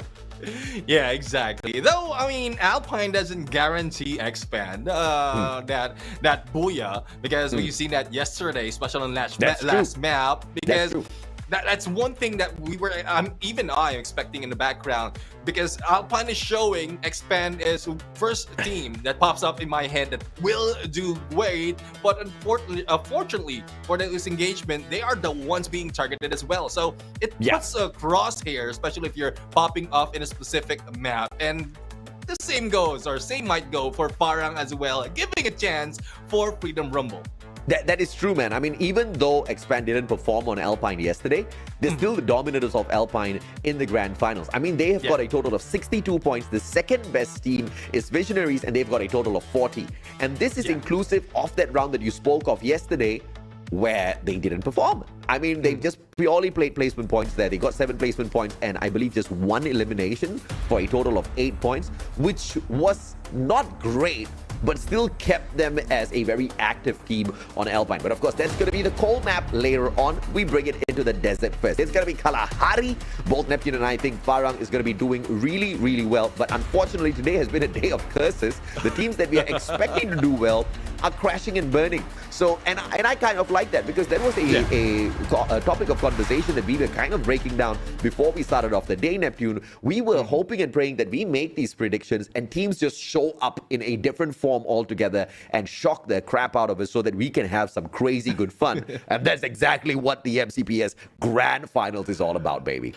But speaking of fun, we have two teams are really having fun on the blue zone, on the blue area. Once again, Navy Radicals and Illustratus Huegos hit it up, and just above them is Freedom Rumble. Now, once engagements start up in that area, especially the maze where Yazid is a little bit up close, information will be relayed. Third party might be happening, and this might start Freedom Rumble on their way to grab a lot of points.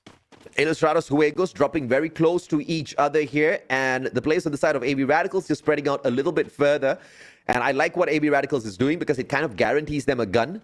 The players of Illustratus, on the other hand, yes, they're grouping up together, they get back each other up, but if in that small tiny spot you only have 1 or 2 guns, then you're going to have a couple of team members without any weapons whatsoever. And that's exactly what we're seeing here now. AB Radicals have the initial advantage against them. UAV gets sent out as well. They've picked up all of the information on the position of these players, but now it's all going to be dependent on who's got the better gun. And this brings me back to the point of conversation earlier. AV Radicals, they still have not been scared away by Ilustrados just yet. Yep, and trade-off after trade-off is happening. Raymil almost to his knees, and Retus is the ones who has been taken down. Like, look though, good position from the high ground. Will be jumping out and also backing off. Now, it is now F2-2 right now as Return is trying to go for the chase. It's a good thing they're not stepping out because Freedom Rumble has one guy just scouting the area. Shots from behind, that's what I'm talking about. But no! Yasid still goes down from the hands of McCrory. Yeah, McCrory was thinking that was a AV Radicals player. There's no way he gets this information. He thinks he just got a trade off of AV Radicals, but that was a totally different team. Now, we did see Ilustrados manage to buy one player back with a vending machine before the other two tried to run away. Brent 2 was the one that brought back, and we lost Egglock. McCrory still alive and kicking. He was the one that executed that revival on that gameplay, but now we're going to check out exactly what happens to Freedom Rumble as they let go a player to intercept the gameplay between Ilustrados as well as AV Radicals. They lost that guy, and now they have to take a one-man down gunfight against Tactical Index. Yep, Tactical Index is rushing in, waiting for a chance to bring down the team as a grab back-to-back Booyah in this game. But it's a good thing that they are not too aggressive because we know that other teams are already in there in the fray from distance, might be gunning them down, and well, we don't want an early engagement to end up as a third party. So as we can see, Asta is just hanging back, probably giving a distraction so that the rest of the teammates will be able to back off and probably get a better loose compared to what we're seeing right now. You know, looking at the board on the right-hand side here, Neptune, this kind of just brings me back to the conversation, right? I'm not always right, but I'm right a lot of the time. You know, one of the things that we were talking about is the fact that Ilustrados has been taking this hot drop in the blue circle time and time again against AV Radicals. Yeah. Now, they haven't smartened up yet because, yes, they are the better team in the overall grand scheme of things if you look at the overall leaderboard. But the rounds where they have not performed well is those rounds where they have taken the blue circle, they've lost players and forced to play the game of recovery. They just haven't had enough resources to pick up enough booyahs as they were doing back in the group stage. Now, if it happens once, it happens twice, we don't learn, I get it, but this has happened so many times to them already. In fact, throughout the whole of MCPS Majors Season 6, it has been happening to them. They've been engaging with AVR in the blue circle, and they still haven't learned a lesson. You know, they kind of tried to back away from the blue earlier. They still went down, and they thought, okay, fine, you know, maybe the blue bet is better. No, it's not better. It really isn't.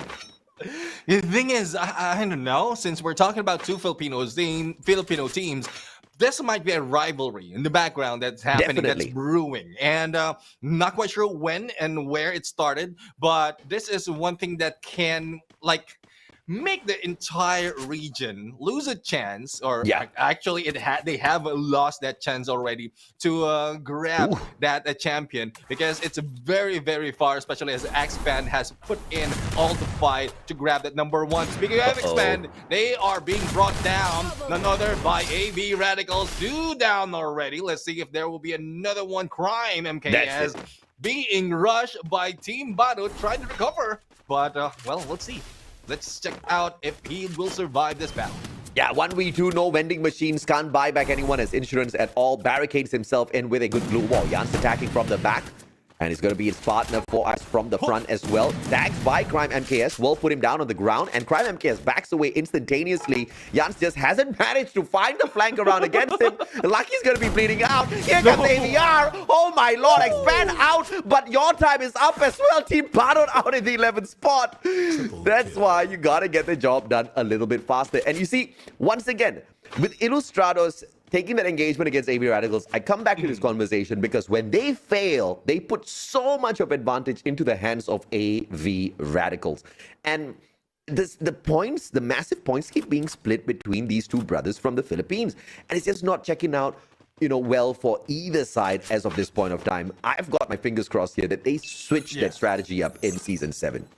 Exactly. I mean, it's something that they can bring into, say, a tournament wherein not a lot is involved, because this time around, like, a chance to go to the World Series, you are already taking yourself as well as another Filipino team that a chance, and giving way for those who remain focused on their goal. Like, goal of being number one doesn't involve like sticking and winning gunfights because of a rivalry. So Yeah. hopefully they get away from that.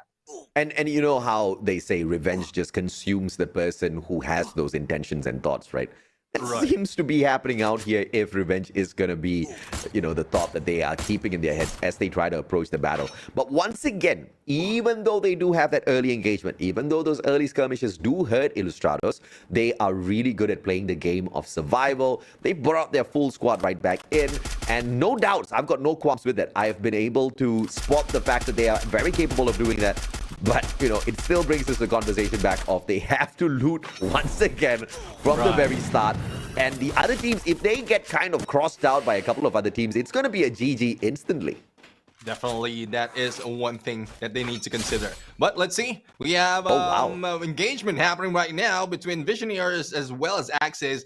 And because of that takedown, Axis Esports will be pulling out from this engagement for Freedom Rumble. Quite surprisingly, they're still alive and kicking. Good chance for them to grab that booyah once again. But they will be a little bit silent. They might not be getting that much in terms of elimination and letting the other teams take advantage of positions just like this. AV Radicals, Ramiel, already in high ground. Even if he's alone, he have a good chance to take down Geek Fam, who's already on his crosshairs.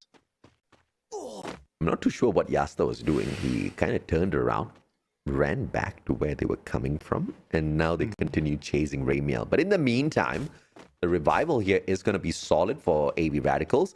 And Ilustrados, that's like what, survival number 300? I think they've revived their players multiple times now, and they keep getting shut down. And Tanamo lands right on them. Ekla goes down. Oh, this is a GG, isn't it? AV Radicals once again finding Ilustrados.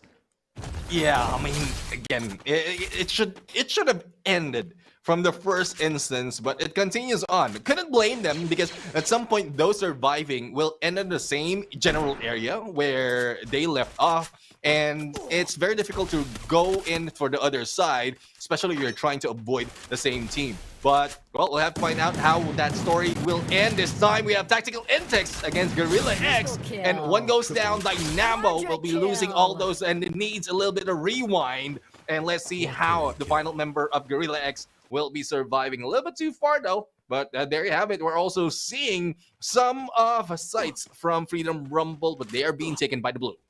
Watching AV Radicals and Ilustrados is like watching a very badly directed Tamil movie where one family goes and eliminates their mortal enemies, but they leave their firstborn alive, and then the firstborn grows up, and then he finds revenge, and then he leaves their firstborn alive, and then that keeps going on for generation after generation. Then it gets kind of boring, okay?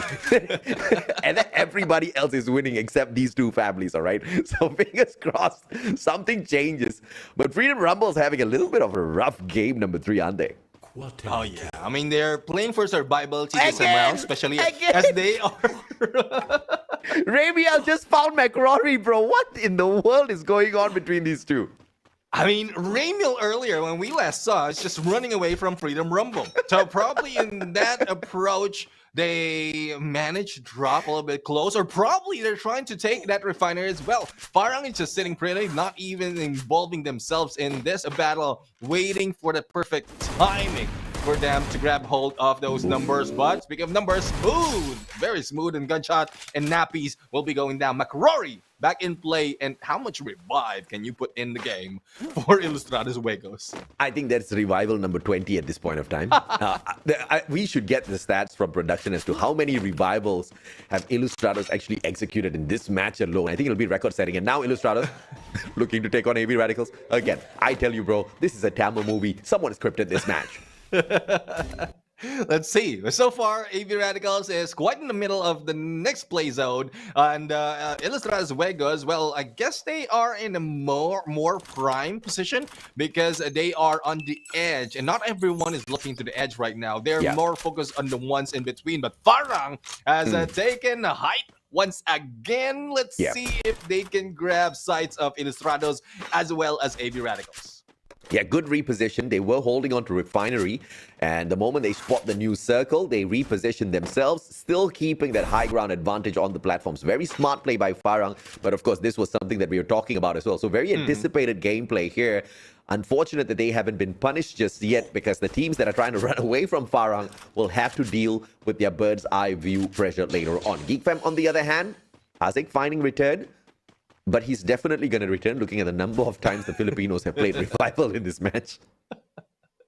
Yeah, I mean, how much... Gorilla X as well is Filipino, right? Yes.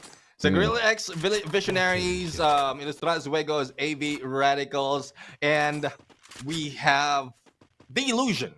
Yeah, all the Filipinos keep reviving, bro. What in the world is happening? Is this the official Philippines Revival Day or something, Neptune? Am I missing something here?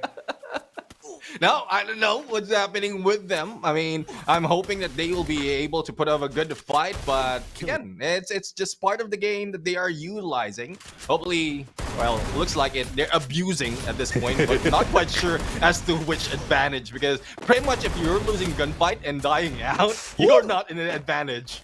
Absolutely, man. Eagle, 6 HP. Eagle gets taken down by the circle. Twix really low on that HP. Twix! What in the world? Who shot him? I don't know what happened. Not quite sure if he has shot or just like received damage after that fall. Oh my god! And that comes to Visionaries being out from this game. Axis right now is in a good fight, and let's see if they'll be able to win this out, just clearing the area out of glue walls, not even utilizing the glue wall melter, and Asta is just hanging back. Survivability once again. Oh, great play by Jespu. Takes the backstab. Takes Smooth out of the equation. The rest of Team Farang still alive and kicking 11 eliminations up top. Oh, man. It's going to happen again. Ilustrados, AV Radicals. Someone finish it off. Ramiel, good glue wall. But he's trapped inside. McRory says hello. And AV Radicals finally goes down. McRory, the eliminator. Look, everybody's been revived, bro. Everybody. My goodness. What a day.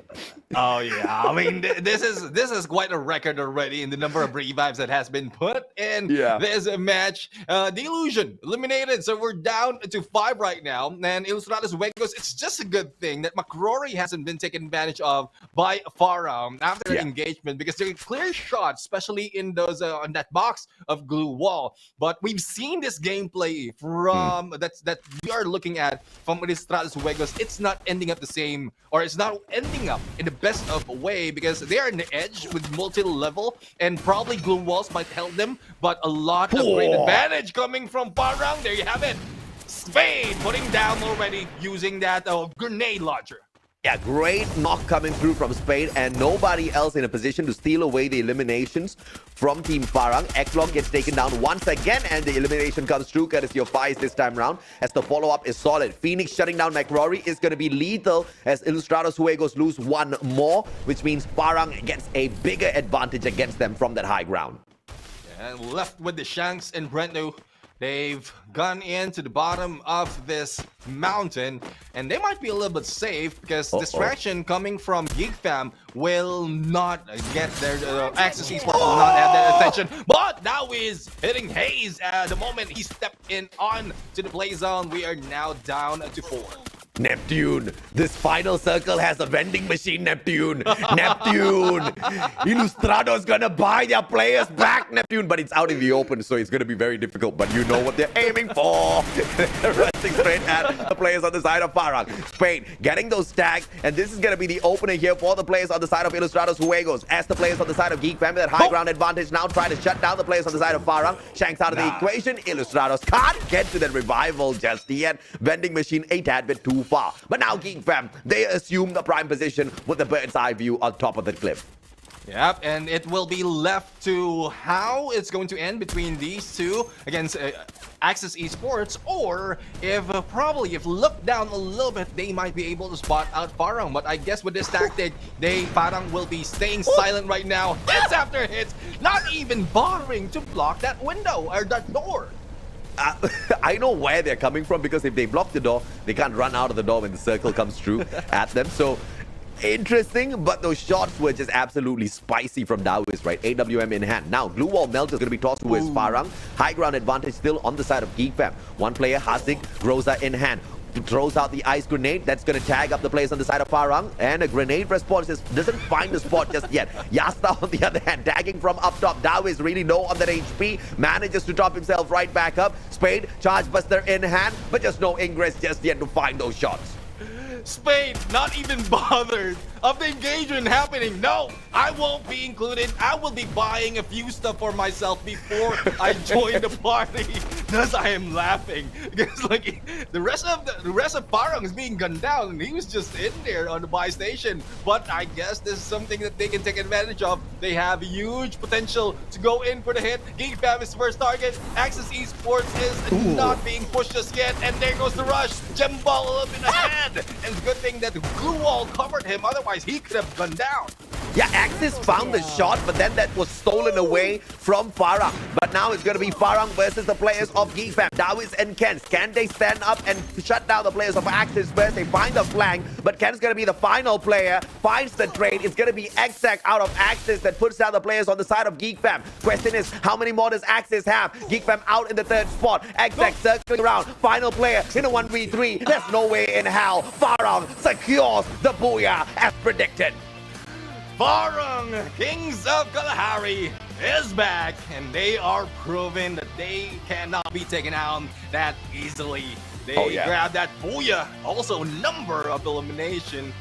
And like, I'm just so happy that Farang is back, especially in this map, because they can use this advantage, this potential to bring themselves, if in case they're the ones going into the world stage. But we've seen that happen. They have been taken out. Hopefully a different story will show up this time for the team. But another storyline is hoping it ends for the rivalry between Ilustrados Wegos and AV Radicals. Though it's fun, but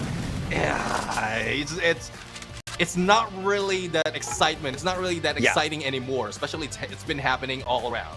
So the one blessing here for Farang is the fact that Expand got taken out super early, right? So that's blessing number one. Blessing number two, Farang got the booyah. So, you know, two things that needed to happen went the way of Farang in this matchup. So they get massive number of points to cut down that lead. So they are one game away from taking that number one spot. But the biggest problem here is Alpine is a stronghold of the team of Expand. But we saw that matchup at Alpine yesterday. The final game of the day, Expand walked away with only 8 or 9 points in hand. So there is a high probability here. If Farang doesn't make mistakes, if Farang plays a very clean and safe game to that final circle at Alpine, they are going to be that number one spot, and we are going to have this grand final busted wide open.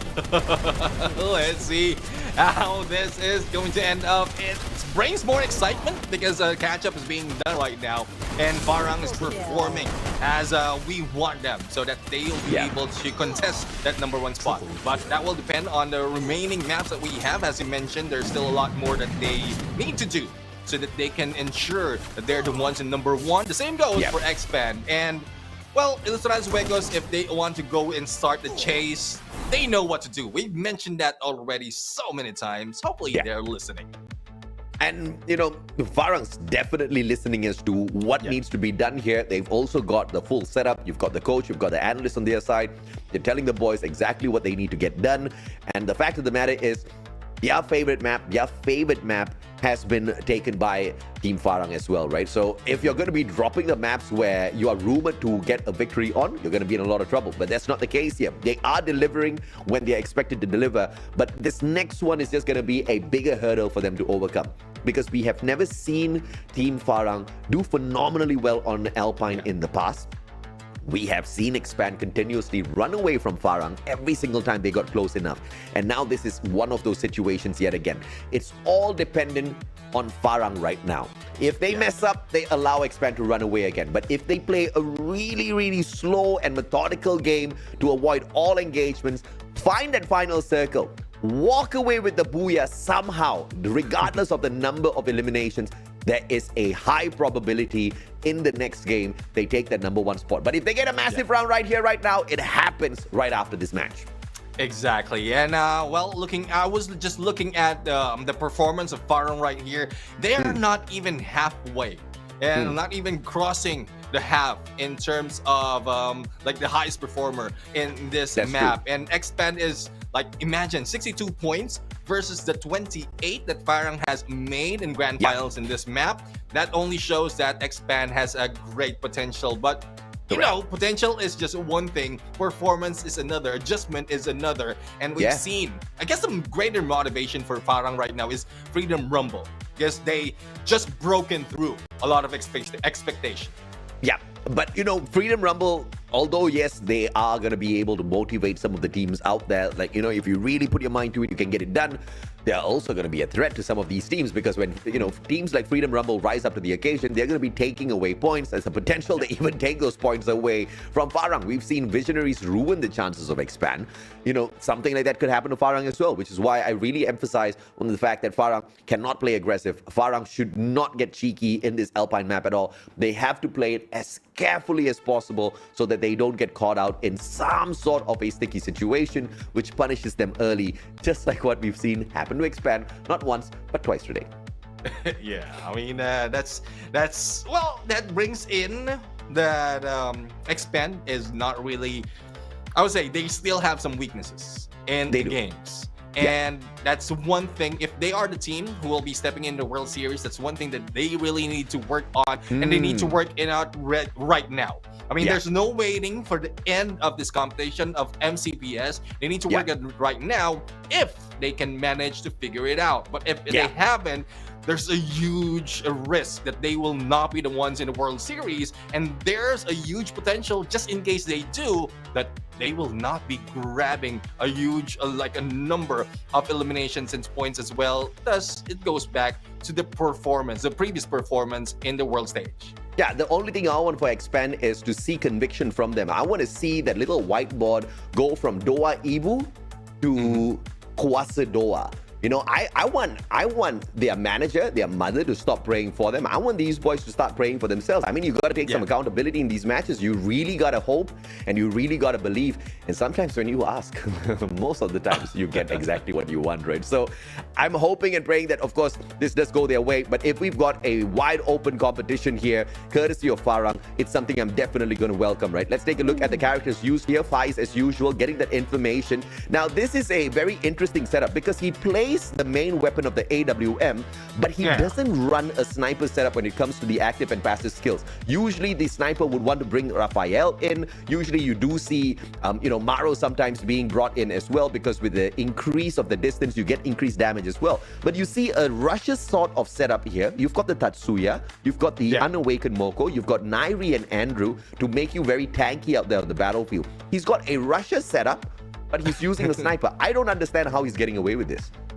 Well, probably it's positioning. Probably it's getting the better position before going in for the snipe. So again, and that's what I love about this new setup of characters being used. But before we head to that conversation, look at that. We have 28 points, and earlier we saw Faiz. He grabbed 9 of the elimination out of the 16. So I guess it is working for him, despite of how surprising it is. It is working for him. He's getting a lot of elimination, probably not only in the close range, but also on a long distance. So 28 points from them, and 10 points below would be Geek Fam. Access Esports would have 17. Illustrados Wegos with 14, but hopefully there's another column that will show the number of revivals as we ask for. I mean, that's something to brag about, AJ. Okay, first of all, there are multiple things that are being confirmed here. The main thing is Illustrados versus AB in the blue circle is doing neither team any good whatsoever. They need to cut it out. Someone needs to give it up. Number 2, the competition is been blown wide open. Massive round by Farang. 28 points. They cut the distance between themselves as well as Expand down to just 5 points. They need 5 points to overtake, 4 points to match up to what Expand has. So this is a massive round. This is a beautiful round for Farang. Farang cannot mess Alpine up. Farang has messed up Alpine too many times. Farang cannot mess Alpine up. Expand can't mess Alpine up. The one team between the two that messes it up will really regret at the end of this game, for sure. Yeah.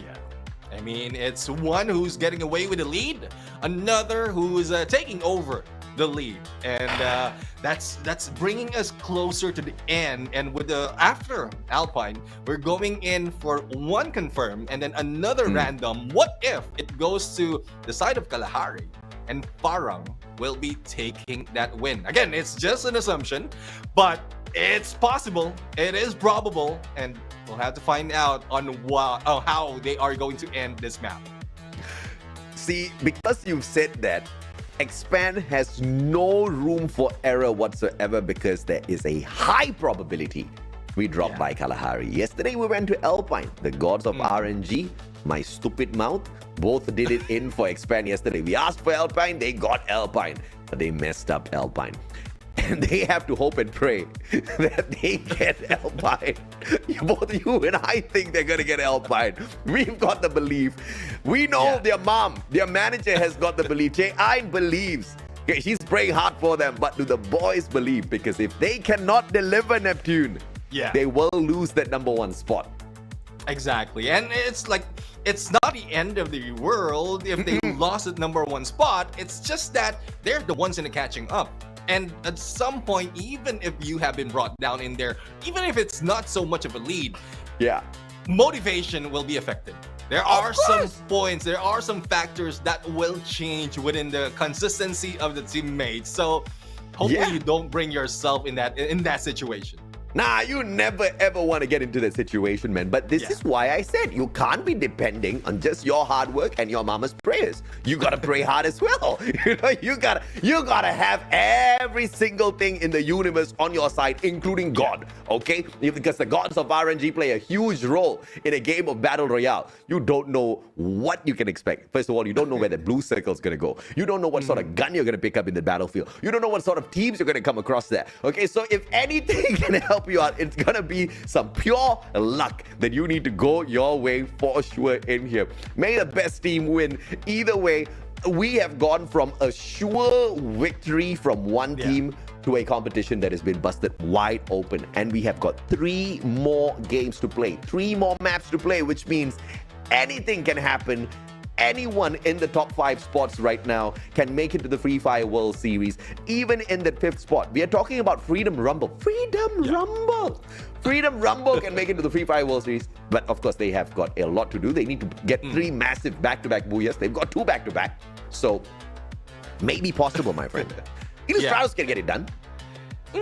Yeah, I mean, couldn't agree more. If in case, going back to Freedom Rumble's performance, if in case none of the top 3 will be, or top 4 will be making any points, and they grab 2 of the booyahs already, plus a decent amount of elimination, yes, they will be. It's probable. It's probable.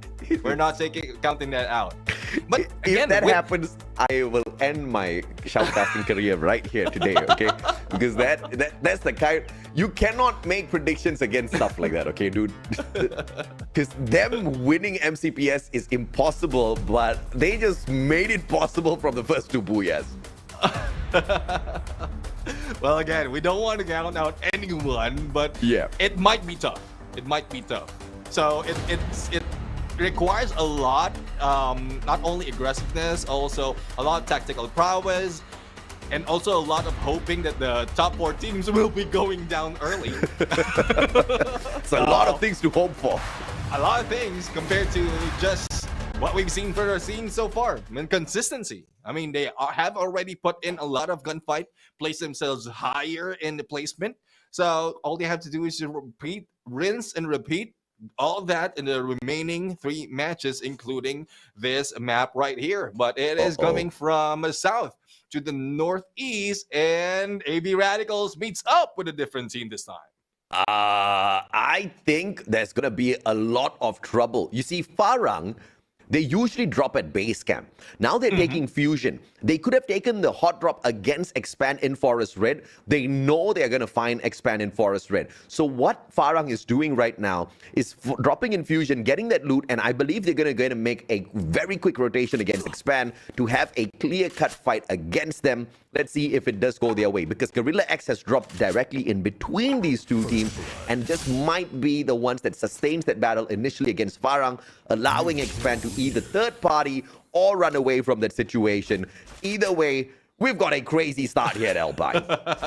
Again, if in case the plan is the other way, wherein they want to target Gorilla X or probably the Illusion earlier on before they swoop in against X-Pan, they've already secured a few points already to their side. So I'm pretty sure they have all the tactical prowess to win all those gunfights individually. I'm not talking about like three team battle, but let's see and how it will end as we are looking at the battle of AV Radicals and Geek Fam begins. So far, no elimination for the side of Geek Fam just yet, but a lot of damage being done already. Yeah, awkward glue wall erected there, but it's going to be enough to keep AV Radicals safe on the inside. Ken's just really low on HP, but no finisher just yet. Hasik positioning himself just a little bit further away so that he can find that backup sprays in case Ken does get rushed either from the left or right-hand side. Yasta joins him, and two of them flank around from that left-hand side, but Return knows exactly what to expect. Into the house now, they do go ahead and push. The burst from that Tatsuya gets him an angle, and Ken burns down Return. Yeah, there's no backup coming from AV Radicals from that engagement. Finally, there it goes. The takedown. Ramiel beats down Kens, and the pickup might be done at this point. No, Ramiel will still continue on. Yasta rushes in, flanks, and hits. Yasta right now in the crosshairs, and who wins this battle? It is Retus right now. And as you can see, a pickup is not yet being done. Confirmation is being done against Geek Fam. 3 remains for AV Radicals. Yasta been picked up already. Great play by Dawis. It's now a 1v2. Ritus has got the max 7, needs to win out every single gunfight, and he makes one mistake by going in for the drop and just plays the timing a tad bit too late. Return, on the other hand, will be able to return quickly into the scenario, gets a double for the squad, and saves the team of AV Radicals. Geek Fam in the 4th spot, one of the teams that's capable of making it to the number 1 spot. Early exit means their hopes might be dashed here, Neptune. Yeah, they only need 1 point to exceed Ilustradas Juegos, but they lost that opportunity, and Ilustradas Juegos had a huge chance to increase the lead and catch up against Farang. But as we are looking at Expand right now, they are playing it a little bit safe, probably going in for a little bit of pot shots against Team Badut. But as you can see, there's not so much of an aggressive push. They want to provide all those, get all those information just yet, provide all those pressure, but as you can see from Team Badut, they are also trying to go for the flank, inching. They are making this way to get closer to a Team Expand. Now, the glue wall is being laid out, but the melters has been pulled and going in onto this compound. Let's see how close encounter will resolve this issue. The fact that we see a couple of engagements between Farang and Gorilla X shows us that they were trying to flank around and find Expand very early in this game, but Expand with the early travel as well, go ahead to prevent that for themselves. One player gets traded right back out. Axel on the ground. Crime MKS very low on that HP as well, but Flank trying to go in for that execution will get taken down. Advantage now to Expand, and I believe Team Badut has already got 1 player on that back foot. Crime finds that finisher against Jans as Team Badut try their very best to survive through Lucky.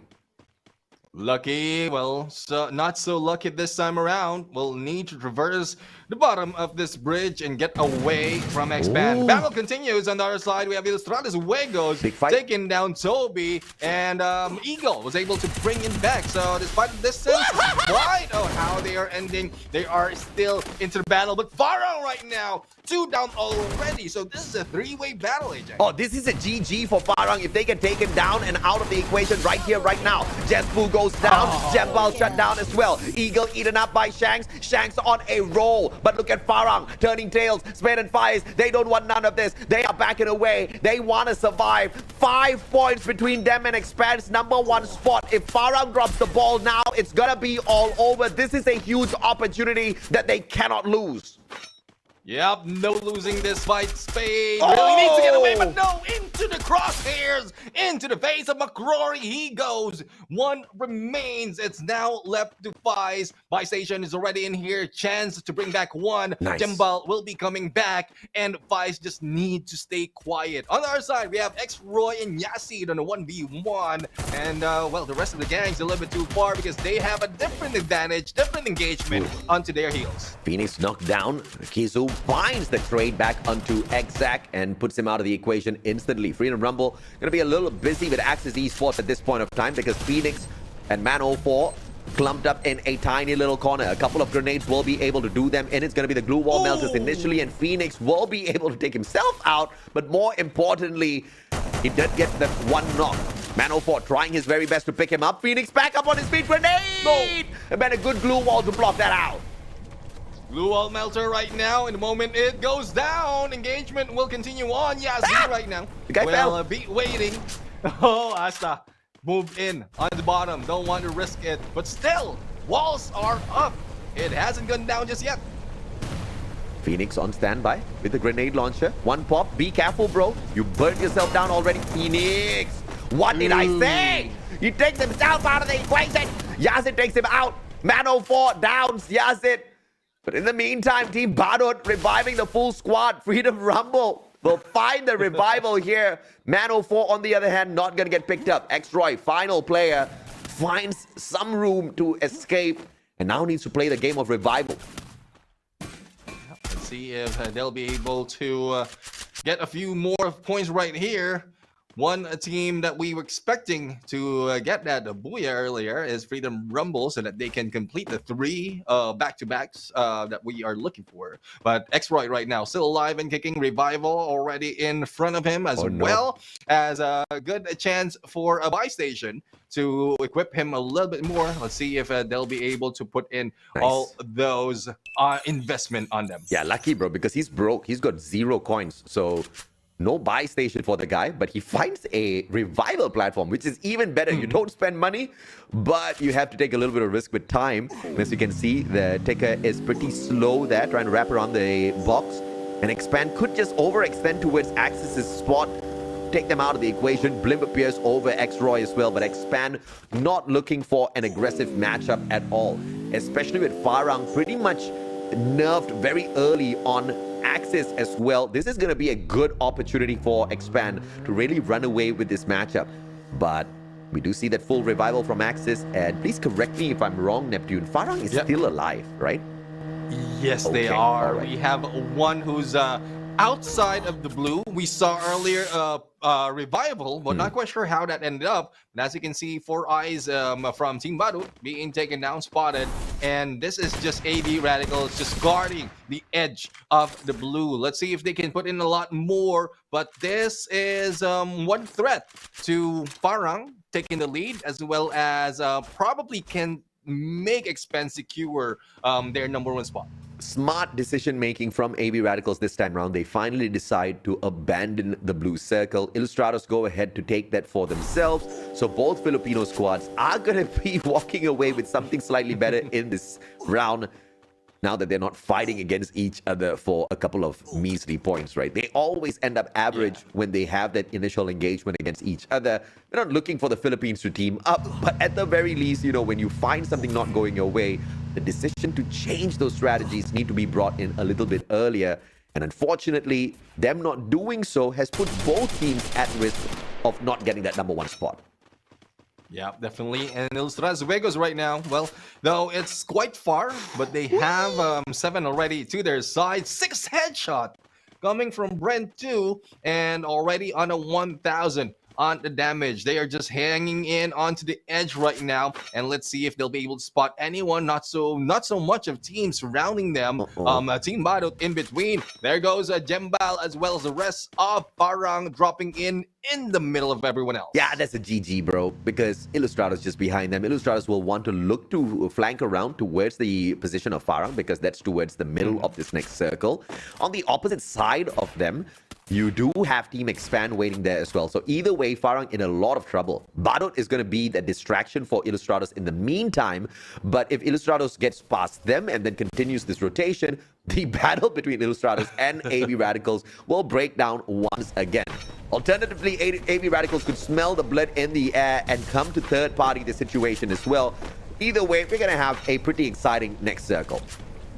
Yeah, at least AV Radicals and Ilustrados Juegos will be ending up all prepared, resources up, and save even weaponries before they see each other. Yeah. And it will depend if a team Barut will be able to or will be taken down by Ilustrados Juegos at this point. They are on the edge though, and time is counting down. Guerrilla X, on the other hand, well, their lives are counting down. Kenshin's still alive and kicking, and Hayes and Godfriza, even Yan too, will be revived. But for how long? They are staying so much from outside of the blue, which damages both teams. Yeah, crazy stuff out of Kenshin. Now he does manage to get the player right back down. Godfriza taken out of the equation already. Tosses out a ice grenade as well just to chip away at all of their health. It's going to be the glue wall melters that gets whipped out. Kenshin this time down on the ground as Hayes does whip out the M1014. Hayes as well as Dynamo holding on for their dear lives. Dynamo tops his health right back up. Yan2 very low on their HP. No elimination just yet. And Yan2 still survives this.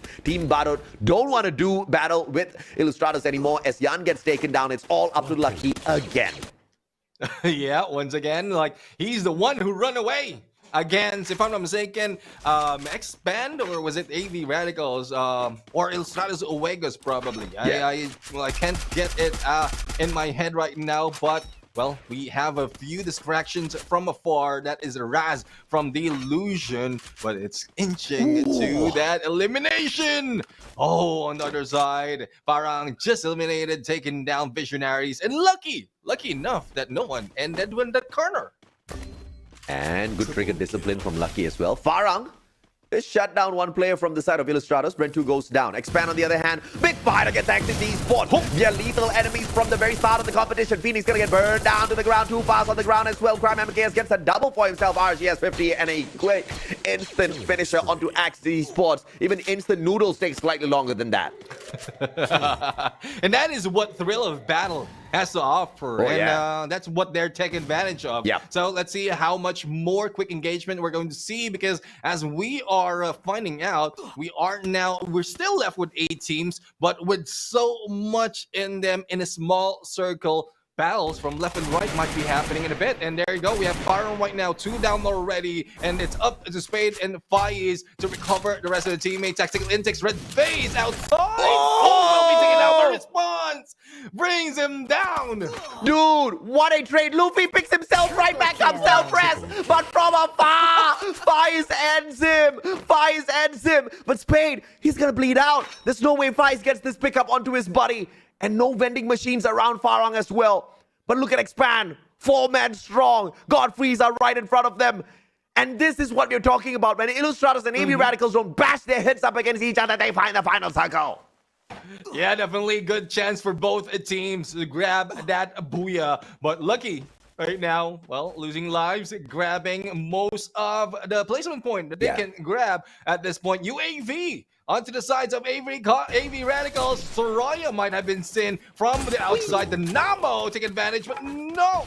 It is, Return did get that elimination because of the damage that he has dealt. Dude. But AV Radicals in trouble. They are receiving damage from left and right. How in the world is Lucky still alive? I mean, this guy's not just lucky. He's got skills, bro. Survivor. The guy's still alive, and he's right behind AV Radicals, if I'm not mistaken, right? No, he's right behind Ilustrados. Ilustrados is lethal, man. Ilustrados. And Lucky is still surviving this. Nobody knows he's there. Axel going in for the finisher. Godfrey's and that was a free one for him. McQuarrie finally shuts down Lucky, so Team Battle out in the 5th spot. They've got 4 more teams to do battle with. Yep, and speaking of that, we just came from 6 and now 4. Now battle will be happening. Faiz try and survive, hoping that no one sees him. But engagement happening between Expand and Ilustrados Juegos. This is what Faiz needs in terms of distraction for him to survive a little bit longer. If Faiz takes one shot at Expand, this instantly puts the advantage to the Filipinos. Return down on the ground. Shanks shooting him from across the field. Now, this is the kind of engagement I would love to see between the Filipinos in the final circle, not in the blue circle. That's the wrong place to do battle. But look at Expand, backing away. Once again, using those boulders within Alpine to get their advantageous spot because they don't lose a lot of those glue walls. But Fire is now creeping in against them. Blank is going to take that one more shot. Ice grenade, and Fire is thrown. But that's not going to be enough. Shut down from Blank. Cobra on the other hand, shutting down the players on the side of AB Radicals. One after the other. Too fast. AB Radicals out. Now it's Illustrados, the team in number 3, going up against team number 1, Expand. 4v4 situation between these two teams, and Expand right now looking to secure number 1 spot. But Illustrados Wegos, let's see what we can offer. Nade launchers being used, the Drogon in here to get that damager in terms of the walls that has been placed. Illustrados Wegos, Prenzu has been put down already, eliminated, and trade off. The Axis also out, but no, it's now a 2v2, AJ. Yeah, 2v2 Crime MKS. Too Fast backing away. Too Fast has got the Trogon in hand. Blank, Shanks on the other hand, has got the Woodpecker. Close quarters combat. You're not going to win that out. Expand focusing on game of numbers. They go in for the pickup. And now it's a 4v1 and a 4v none. Expand. They pick up the booyah on Alpine. And they extend the lead in the number 1 spot yet again. Definitely, we were this close to see another team take that number 1 spot. And, well, AJ, a new board confirmation. What does it say? It still says mother's prayers always in our hearts. Okay. All right. I want their prayers, case, dude. And I love, I'm not quite sure what's on the wall right now. Are you seeing those wall? I think this is tactics that they have set up for this, for their team. And I love seeing this in the winners, because so far it's more of just them communicating. But if you have something like this, like all your plans set up, all you have to do is just look up a little bit, and then you will be reminded on what you have to do to grab that booyah. Probably this is one of the secret weapon that Expand has their side. Thus, the consistency is on their side. Yeah, sometimes you're so good, you don't need a plan. You can go when you can get the job done. But as you continue to grow older, as you continue to grow wiser, you also come to realize you're not the only one that's been blessed with the gift of God. Sometimes other teams can come in, they can ruin you. They can ruin you with their prayers. They can ruin you with some good luck. They can ruin you with some great gunfights. And therefore, a plan just helps you guarantee a couple of extra points on the battlefield. And you definitely need those, man. And clearly, the plan was all solid from 3 teams today. In this final matchup at Alpine, potentially, if we don't get dragged in there with a random map later on, AB Radicals, Illustrados Fuegos, as well as Expand. 3 top teams, great stuff out of them within this matchup. Yeah, finally. I mean, if it so happened that AB Radicals and Illustrados Fuegos just pulled out of the rivalry that has been happening all throughout this day, it might have been a different result for Illustrados Fuegos. And well, both teams, I would say, both teams might have a higher in terms of points, but well, again, better late than never, but it just doesn't give them that chance, or that much of a chance, to grab that number 1 spot. I wouldn't put it past AB Radicals for them to go chasing the blue circle again and going back to making those mistakes. So I'm not going to get too happy just yet. But I think this match, how it went, is pretty much what I've been talking about ever since we started this whole nonsense between Illustrados as well as AB Radicals, right? Just avoid each other. If something's not going your way, you need to bring in the difference in terms of the strategy. And it's good to see something working their way finally. If this had been done a little bit earlier, the distance between Illustrados and Farang wouldn't be that far, and we might just see the Philippines fighting for that number 1 spot. But now we are in a situation where they've got 2 more games, and on top of everything else, Expand just got the booyah. So the distance between Illustrados as well as Farang may have been closed a little bit, but Expand continues to run away. So those couple of missed opportunities in those matches, just 2 games, have made the world of difference. This is going to be a regret that Illustrados carries with them at the end of MCPS Majors Season 6. I hope they regret it, because I don't want to see this play from them in Season 7. Yeah, definitely. I mean, that's one thing that if you feel the loss that much, you will learn from that mistake. And I mean, hopefully they don't carry too much that they will be demotivated. But at least they they are giving up a better fight this time around, Yeah. especially in how they ended this game. Well, they started it well, they ended it well. That's what we're talking about. Yeah. Why you need to make those adjustments. Massive stuff out of Illustratus. I think they had a fantastic round. So, great job all around. In fact, that they performed equally as good as Expand, kept the pressure up. This match was more towards catching up with Farang as opposed to catching up with Expand, because just as much points they collected, Expand has managed to collect a little bit more. So the gap between themselves as Expand increases by a couple of points, but the gap between themselves as well as Farang, as long as that goes down with 2 more matches to go, the Philippines has got an opportunity to end things up in the second spot. And, it doesn't give you the spot at the Free Fire World Series for 2023. Right. But at least it gives you enough confidence to know that we were good enough to get to the second place. And we had quite a number of mistakes. And, I don't think there's a Tagalog broadcast, so they're definitely listening to us. So I'm just hoping and praying they fix these mistakes before they come into Season 7, because you're going to look at a Filipino team representing MCPS as the sole team next year if they can keep that up. Yeah, and speaking of keeping it up, we have Expand Crime MKS bearing that K on his side. I mean, he's been building up EP so that they can use it all throughout, but I guess it's a combination of not only his skills, it's also a combination of the rest of the teams right now. Thus, they grabbed this 29.17 on elimination. This is, if I'm not mistaken, very near to the record that Expand has done in the past. If I'm not mistaken, Alpine also, where they grabbed 19 on elimination, is the highest record in terms of that. Absolutely correct, sir. A total of 31 points there, 29 points now, so massive rounds. And I've been actually wondering, how is Crime MKS so aggressive out there? And it makes sense. You don't actually see a lot of players running K. And that has been the biggest of difference between Crime as well as some of these other players. Like I said, it's going to come down to the active and passive skill setup. Having K on your side, and you broke it down very well, right? You get to recover your EP very quickly.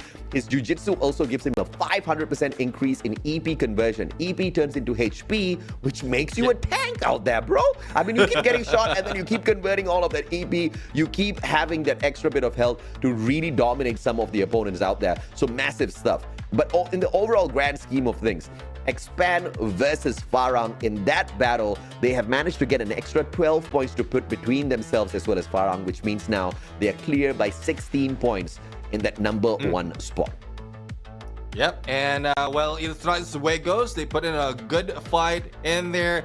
They closes the gap, but not so much that they can grab it easily, because that is 33 in terms of points between them. And again, this is pretty much getting more excited, because we still have 2 maps to play, and the gap between Expand and Farang just going back and forth. It's like a yo-yo that doesn't want to go down that easily. And let's see if Farang will be able to grab it this time around, because Alpine is already out, and advantage might be on them. But if we look at historical record, Xterra is also one of the map that Expand has managed to be best of. Absolutely, sir. Both Expand as well as Illustratus are very proficient in Nexterra.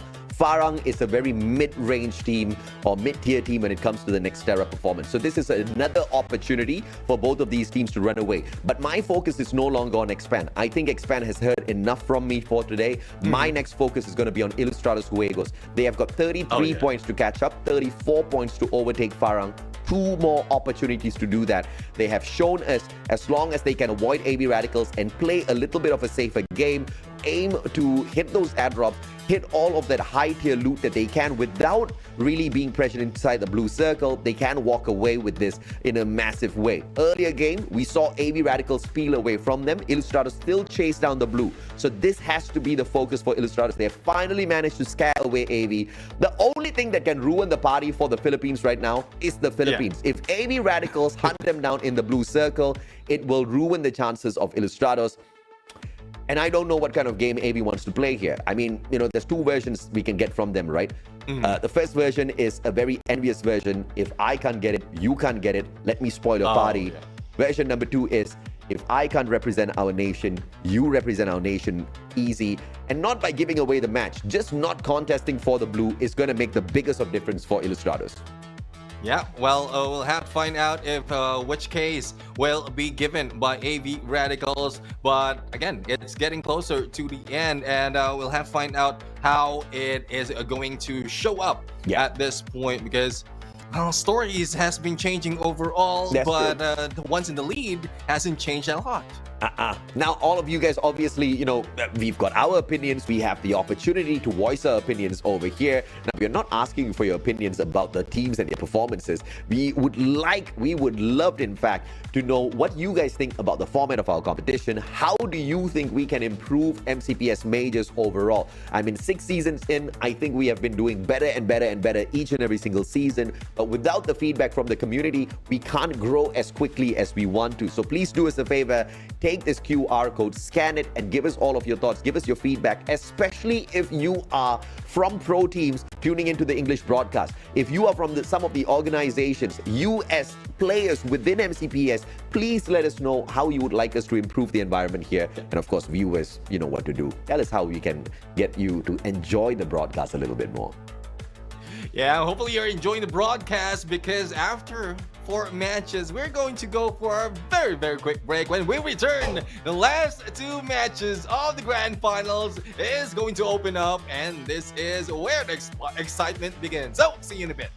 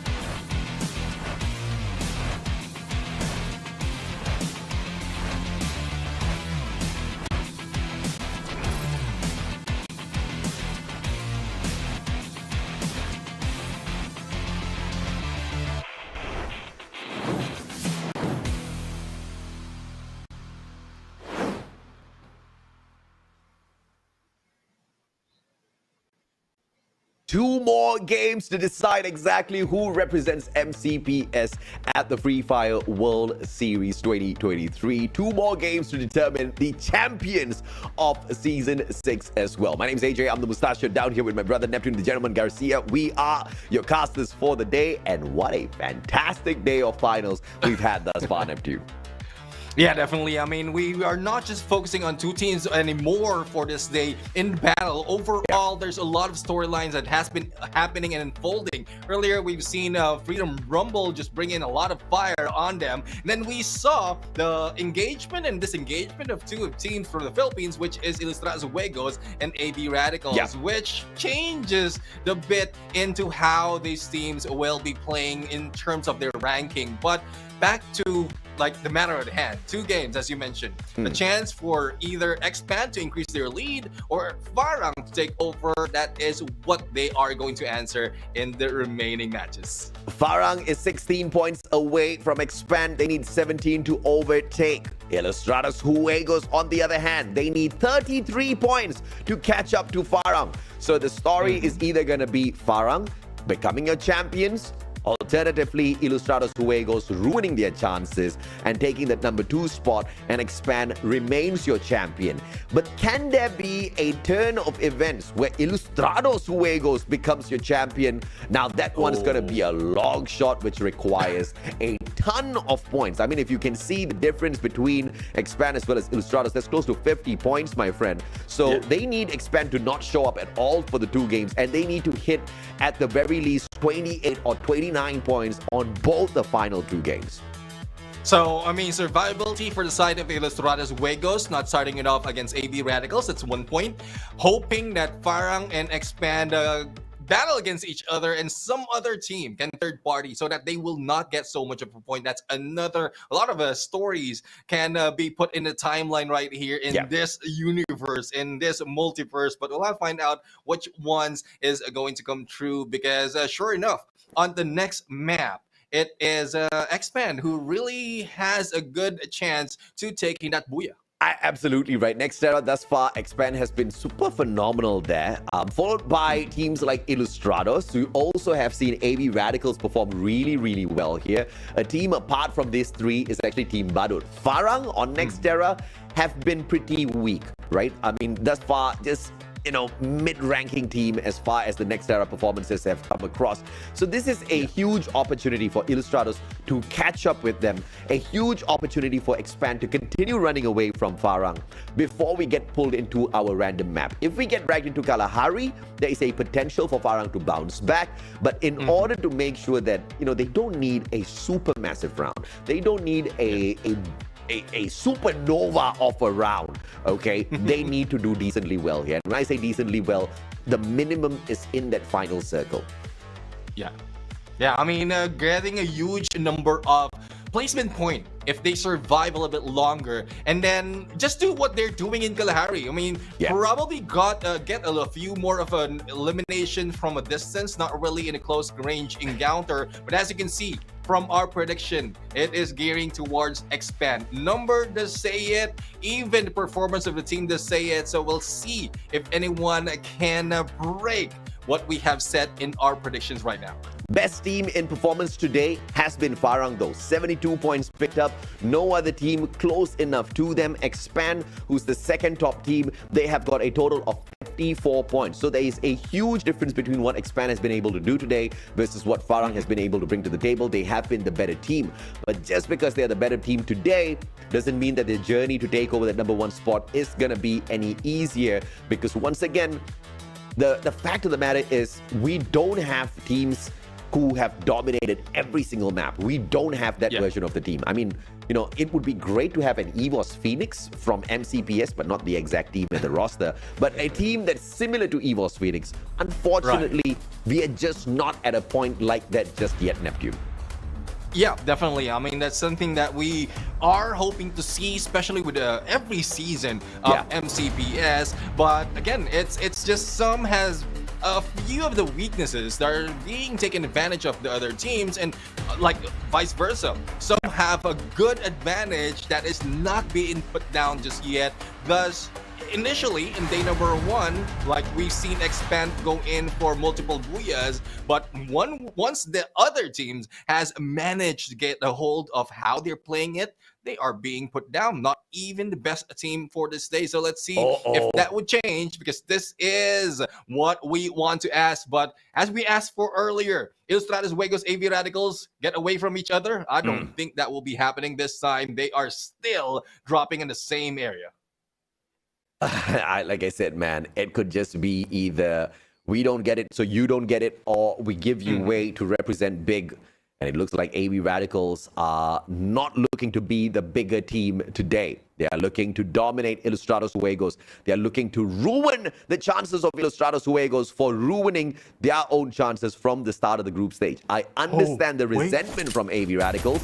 The question is, will Expand get punished here as they themselves get hot dropped by Farang? So the two teams, that AV Radical Ilustrados has been followed up by Expand and Farang. So this is probably a statement of either side just to put them down a little bit early. And let's go. We see, Spade right there.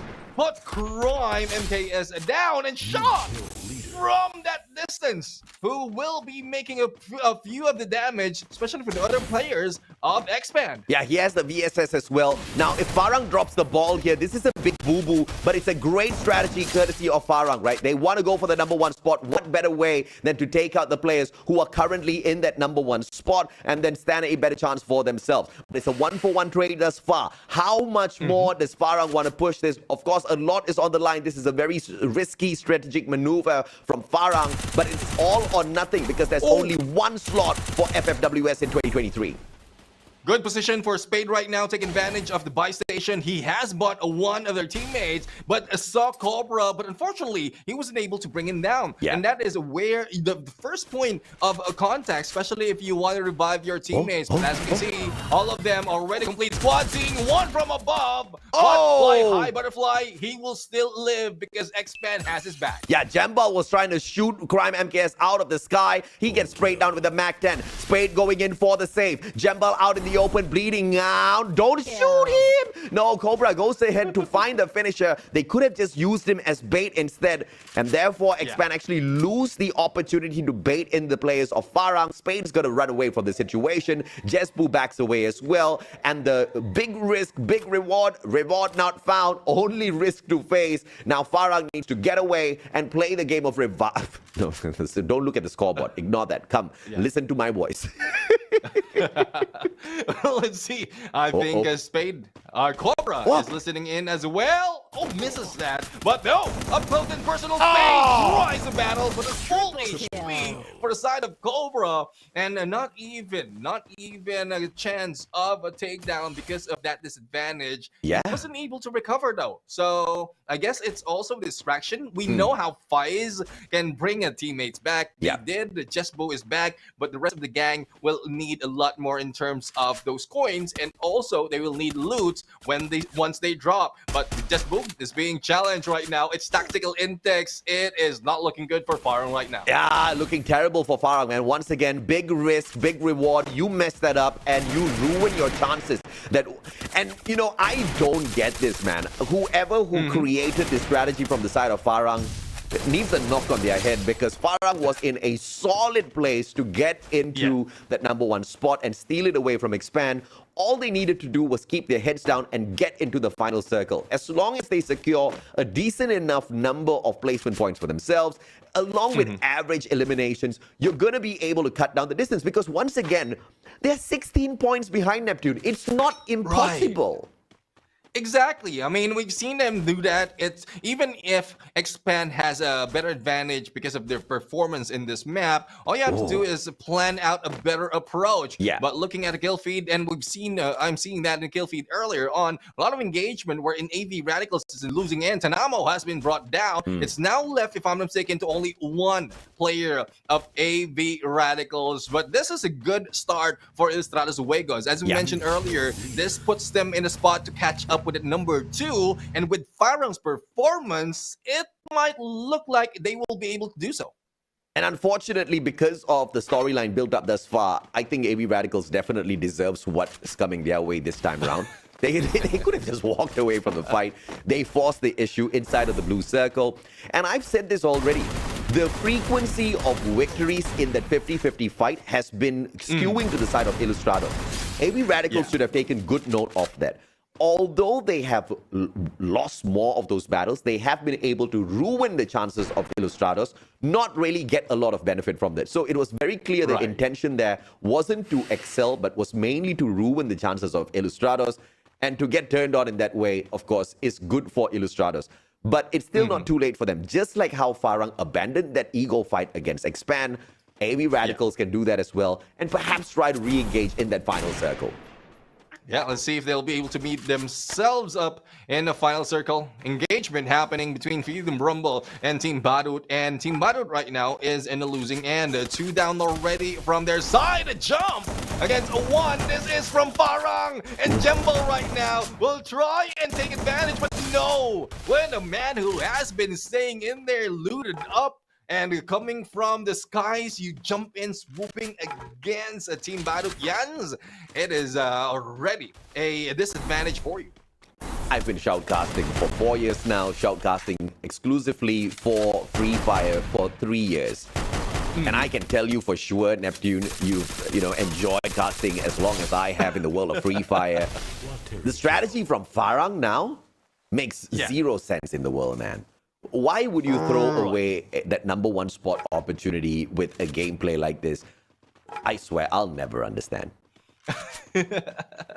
Well, I don't know. Probably a good 1-1 talk with their IGL, or probably if they do have a coach and analyst, will clear that up. Yeah. But again, either way, they're still messing up. So hopefully themselves, they don't need any third-party intervention. They will be fixing that a little too quick this time around, because I guess even if a few of their members has been put down already, they have a good chance to bring themselves back up. But it will be very difficult. It will be very difficult because a lot of teams is already prepped up into the battle. Gorilla X trying to go in for the abusing of that revival platform, but is found by, I believe, the players of Ilustrados Suegos, who do manage to take Haze out of the equation. So Gorilla X now down by 2 players. Tactical Intex, on the other hand, disposed of by Geek Fam in the 11th spot. Geek Fam, 4 eliminations already, and they are actually playing to catch up with Ilustrados, who are in the 3rd place. There's a difference of 20 points behind them. So Geek Fam actually needs quite a massive one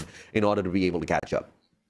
Yeah, and this translates to a huge jump as well in terms of what they're going to get by the end of this day. But again, they're still not yet over for the team. Spade right now is in trouble. He is one of the 2 players who's surviving into the battle. He goes lucky, not lucky enough, but with only 17 HP. He'll be shut down by Flank, who did Flank. And, well, that is left to 1 more. Farang back to the game, back to the gameplay of Revival. Let's see if they'll be able to do it successfully on the third set. Freedom Rumble jumping Expand, Axel right behind with the VSS in hand. But Freedom Rumble just takes those cheeky shots against them and then disengages. Expand, on the other hand, the pressure is not going to cool off just yet. They meet Geek Fam halfway around. Geek Fam was trying to abandon this place, but now I guess they've got to stay and fight. A lot of compound as usual to work around in Nextera. So the one main thing you need to have on your side is that shotgun, especially that Trogon. If you've got that, you do have the advantage in the battle. Yep, I mean, from distance, you'll be able to throw in all of those explosion, and then up close and personal, utilize that shotgun power. Now, we have Expand right now who's regrouping, backing off, finding out the information, as well as position of Geek Fam, as Yasta and Ken's just moving up right here, probably surprise hit. There goes a few of the nades, and opens up. Let's see, no lineup being prepped by Geek Fam, and they might be pushed in. Dowies right now onto the other side, the takedown against Crime MKS, and Dowies was able to block everyone else. They're caught up in a maze of blue wall, and Geek Fam taking advantage of them. Expand not looking good for them, but no respawn is still on them. The Axel doesn't want to go down. Yeah, not just yet, man. Axel trying to hold on for his dear life. Cobra trying to get away. Farang might be able to end Expand right here to get the best revenge of all time. But Axel manages to duck and dodge away from the players on the side of Freedom Rumble. Cobra manages to get away in the nick of time as well. Farang back in here with a full squad, and it's Geek Fam that sees Farang outside, and they start to engage. This is the lifeline for Expand. You gotta run now. You gotta run fast, son.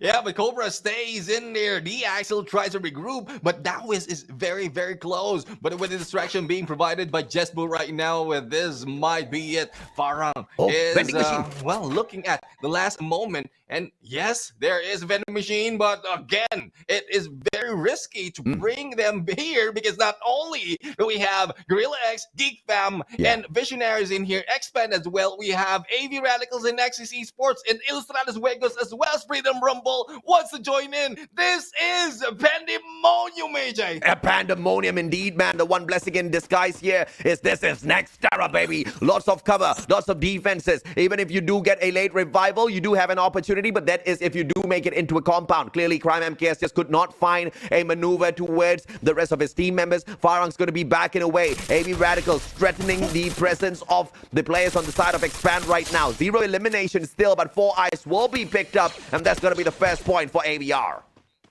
AV Radicals grabbing their first point after several instances of revival. Tanamo a little bit too far from the rest of the team, but they need to regroup because right next to them is Axis Esports. Now, as we are seeing Geek Fam right now with a good chance to take down Gorilla X, Ilustrados Juegos might be invited in as well once that battle starts. We have Farang right now with only 2 players. They don't want to risk it. They should not be risking it because this is their chance to grab a few more points. But Flank TB flanked a little bit, but a little bit too late in going in for that next play zone. There's a high probability we have a rematch between Farang and Expand. Expand is actually camping on that vending machine. They are looking for opportunities to strike against players who do approach their compound and then use that money to repurchase their players right back in. But I believe Ilustrados Juegos, as well as their presence here, is going to be pushing Expand back just a tad bit, which just makes that maneuver a little bit more difficult. This is what I hate about Nextera and what I love about Nextera at the same time. So much of defenses, so much of buildings. 10 teams still alive, Neptune. Yes, and we're heading to the 5th stage, and this is giving headaches, not only for me, for us, but also for the players, because you don't know where you're going to turn. Axis Esports does the smart move, catapults themselves into the next set of a play zone. But the battle still is not yet over. Expand with 2 players fighting it off, but they are back in the corner. Yep, Ramiel Ritu's down on the ground. Axel Cobra surviving for the players on the side of Expand. Can they find the finisher though? Multiple glue walls between themselves as well as AV Radicals keeps them alive. Ramiel down on the ground. Axis taking advantage. Ritus goes down, and this is the lifeline yet again for Expand. It looks like those prayers are helping out once again, Neptune. Yeah, let's see. Ritu is the only one that we are seeing being picked up, but McCrory still going in, destroying all those glue walls, but they are not yet seen in play. And there goes the fade for the backstab, and Gorilla X will be taken down on the 10th spot. Here comes the Farang taking down Team Badut. We are now down to 8, but there is still a lot given what we have right now in terms of play zone, though there are still a lot of covers, a lot of compound, but not so much of a space to play with. Yeah, Geek Fam on fire. Literally, they have got 9 eliminations, followed by Ilustrados on the 8. Ilustrados going in for more. AV Radicals spotted out in the open by Axis as well. Return is not going to be returning anytime now. Ramiel down on the ground. Cobra finds the strike, and the elimination hasn't been stolen away from anybody just yet, so that could just be 1 extra point for Cobra and Squad. Tanamo out as well, and it looks like AV Radicals really suffered that one. Faiz puts the final bullet in the coffin of AV Radicals in this matchup. Yep, and Geek Fam still not yet over. This time they are targeting Visionaries and they will be eliminated from this game. Access Esports though, a safe spot for them. They have a good advantage to grab this booyah in this game. All they have to do is just stay silent, and not only that, just stick to this just in case one of them falls down. They still have a chance to go and pick them up. But with UAV right now, that will be seeing a lot. Not quite sure how can they handle that information. Now, Neptune, Farang, as well as Expand, both in the same building. Farang pulled out the UAV. They should know that two other players are within this compound against them as well. Circle's going to start moving in. Expand on the move already. Farang, they don't really need to step on out as well. They are waiting for that Circle to pressure Team Expand and to be able to find their backs. But Expand knows that they're right below as well because of the UAV pulled out. Cobra now tagged up. Shots coming from afar. Axis Esports getting involved in the gunfight, and this puts Expand at a disadvantage. Cobra outside of the circle fires on, and Illustratus Huegos hopping on into the gunfight as well. Spade has been spotted out. Expand flanking around from the right hand side, still surviving. Man04, what a shot, takes Cobra out of the equation. Axel with the survival gameplay makes his way around, faces two players, and Farang themselves put them 6 feet under. They had no choice. They had to go in the same compound against Farah. But this time around, a lot of engagement happening. It is Illustratus Vegas, two of them, who is meeting up against Freedom Rumble, who's above. And from below, we have Axis. Farang has been taken down. Illustratus Vegas, 11 elimination already. Geek Fam even taken out of this battle. But I think Freedom Rumble has better advantage because they have the high ground. They have a lot of utilities to hold on to. Even Axis Esports, who is a complete squad, might be taken down. Specialists, they are being pushed. And the moment Illustratus Vegas sub in onto this compound, they have a better chance of surviving the blue. Oh yeah, absolutely, man. Asta down on the ground and gets eliminated instantly as well. Axis Esports trying to go for the booyah, but Illustratus Huegos definitely one of the greatest threats. Playing from the right hand side. Blue Wall Melt is going to be taking down the defenses, but Illustratus not tickled by this action at all. Xtroy with the Drogon backs away. Shanks right in front of him. Great blue wall erected by Illustratus Huegos just to keep Axis right behind. Xtroy manages to find Shanks either way though, and the flag comes through. Napis finds McRory. Flag goes down. Shanks out of the equation. It looks like it's all over for Illustratus Huegos. Axis Esports on the other hand, they get rid of Freedom Rumble as well. Illustratus out. Axis on the booyah for the second last game of the day. And there you have it. With Axis Esports grabbing this booyah, it is a three-way denial from this team. Well, I would say with a number of elimination that has been grabbed by, I would say, Illustratus Huegos, it will reduce their gap against Param, because from the final moment, we saw that they didn't put so much in the engagement, but again, numbers might change, especially once the standings shows up. But Axis Esports, well, we've seen I guess there's a lot of use for that powder on a mobile phone, but not so much in the face, I think. Nah, not so much in the face at all, man. And this brings us to one final round. This was the game that Farang was supposed to get the booyah and catch up with Expand. They managed to keep up. They went in for the hot drop, trying to eliminate the threat at the very start, got nerfed, ran away, found the revival, stayed alive, got the revenge, took Expand out of the equation, but Illustrados Huegos, who were hunting down Farang on the overall leaderboard, were just the perfect team to finish off the final two surviving players. I mean, this storyline, you cannot write this. You cannot come up with such epic storylines like this that we find at the MCPS Majors Season 6, man. Looking for that one team to deliver at the end of the day, to win it out, to represent MCPS at the Free Fire World Series. Clearly, everybody wants that spot, Neptune. Definitely. I mean, we are feeling the hunger from all the teams, even for some who had least opportunity to even grab the #1 spot, are putting a lot of fight in here. The fire hasn't been taken out just yet. It hasn't died down, and we are seeing a lot of teams even putting in a lot of pressure of those teams who are making a lot of these mistakes in the early parts of this match. And speaking of mistakes, I mean, we saw Illustratus Huegos going against AB Radicals, wherein we did say that they have a better chance of surviving when they are not meeting each other. And the same goes for Farah. They went in for the chase. They lost that chase, well, probably in the beginning. But on the final moment, yes, they did win. But they didn't get that booyah to their side. Yeah. This effort is, well, I couldn't say it's wasted, but it didn't grab so much to their side in terms of gathering all those points. Yeah, there wasn't a huge advantage from such a risky maneuver, right? Those kind of risky maneuvers, it's a do or die. If you get taken out early, then you're going to suffer. But the blessing here is both teams actually managed to survive that and came back into the final circle for that re-engagement. And this is the kind of chaos that Nextera offers us because of the sheer number of compounds and buildings within each and every single one of those compounds. It, of course, went down all the way to the wire with the circle, just managing to hold just 3 or 4 players within it, putting on a massive amount of damage and kind of giving Axis a little bit of a leeway there. Because of their positioning, they managed to take advantage. But the biggest question is, of course, going to be how much of that gap was cut down by Farang. We did manage to see that the number of placement points taken by the two teams, there was just a difference of 1 point. Eliminations, I don't think they had more than 4 eliminations of difference. So I think it's safe to say they cut the lead down by 4 points. Yeah, I mean, which is not that much, and it will boil down to the last match. Yeah. Wherein the last match really is such a pressure cooker because it might be the game changer for these teams. It's very, very close. It's very, very close, AJ. And, well, for us, we want to see this. But for the teams, I think the pressure will be onto not just Farang to take over the number 1 spot, but also to expand to make sure that they don't go down a little bit early. Yeah, I mean, the pressure is on expand as well, right? Because, you know, now they have to anticipate a hot drop. Now they have to anticipate, you know, where are they going to be able to find some sort of an escape route, because Farang's going to try to gun them down again. I mean, Farang tried it earlier, they failed, but it doesn't mean they're not going to try it once again out there, because that's going to be their only way in order to cut down a 15-point gap, which means you need to take 15 points more than expand, and you only have 1 map to get that done.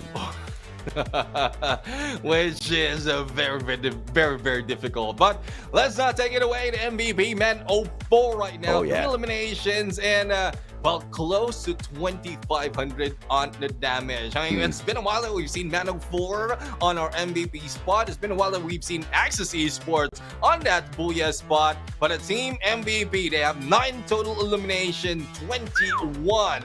And a match point. Well, this is a good game for Axis Esports when we thought that they might be in the advantage because they are on the second or on the ground floor of that building where Freedom Rumble is on the second floor or probably the rooftop. And Ilustrados Juegos has a better chance of surviving in the middle. It's just that they just caught them off guard with all those glue walls and take advantage with all the weaponries that they have. But let's check out the result right now that can clear up all the questions in our mind. Oh my god, 1 point difference, Neptune.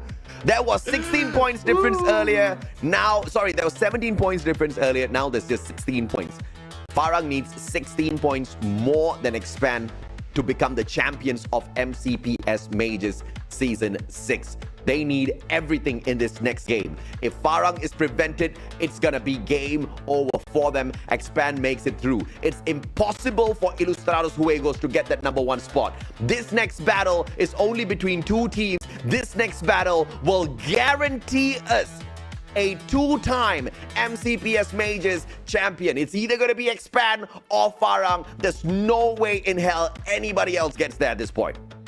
Yeah, definitely. I mean, last chance for both teams to grab that 2-time champion and also the spot to the World Series. But hopefully that whoever it is will do a lot, will do better in terms of research, homework, whatever that they have to do on the world stage. Because if now in the MCPS region, they're struggling to take a huge lead and maintain the huge lead, what more once they go against the world? Yeah.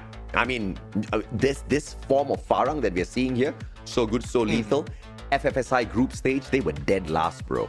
You know, it's not even the world stage yet. That was just the Free Fire C Invitational. Southeast Asia, Farang couldn't do anything. Expand brought out quite a bit of performance, but grand finals, down at the bottom. So it's not going to be an easy fight.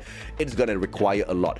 Thankfully, we've got a little bit of time from the end of MCPS Major Season 6 to the start of the Free Fire World Series. And it's not just going to be a 2 days of play. It's actually going to be in an elongated group stage, followed by a 3-day grand final there as well. So there's a lot of opportunities for recovery, but Expand should not focus on recovery. They should focus on, heavy firepower. But it is still not over. Farang knows what it takes. Farang needs to make sure Expand takes 0 points and they get the booyah. If that happens, Farang goes to the Free Fire World Series.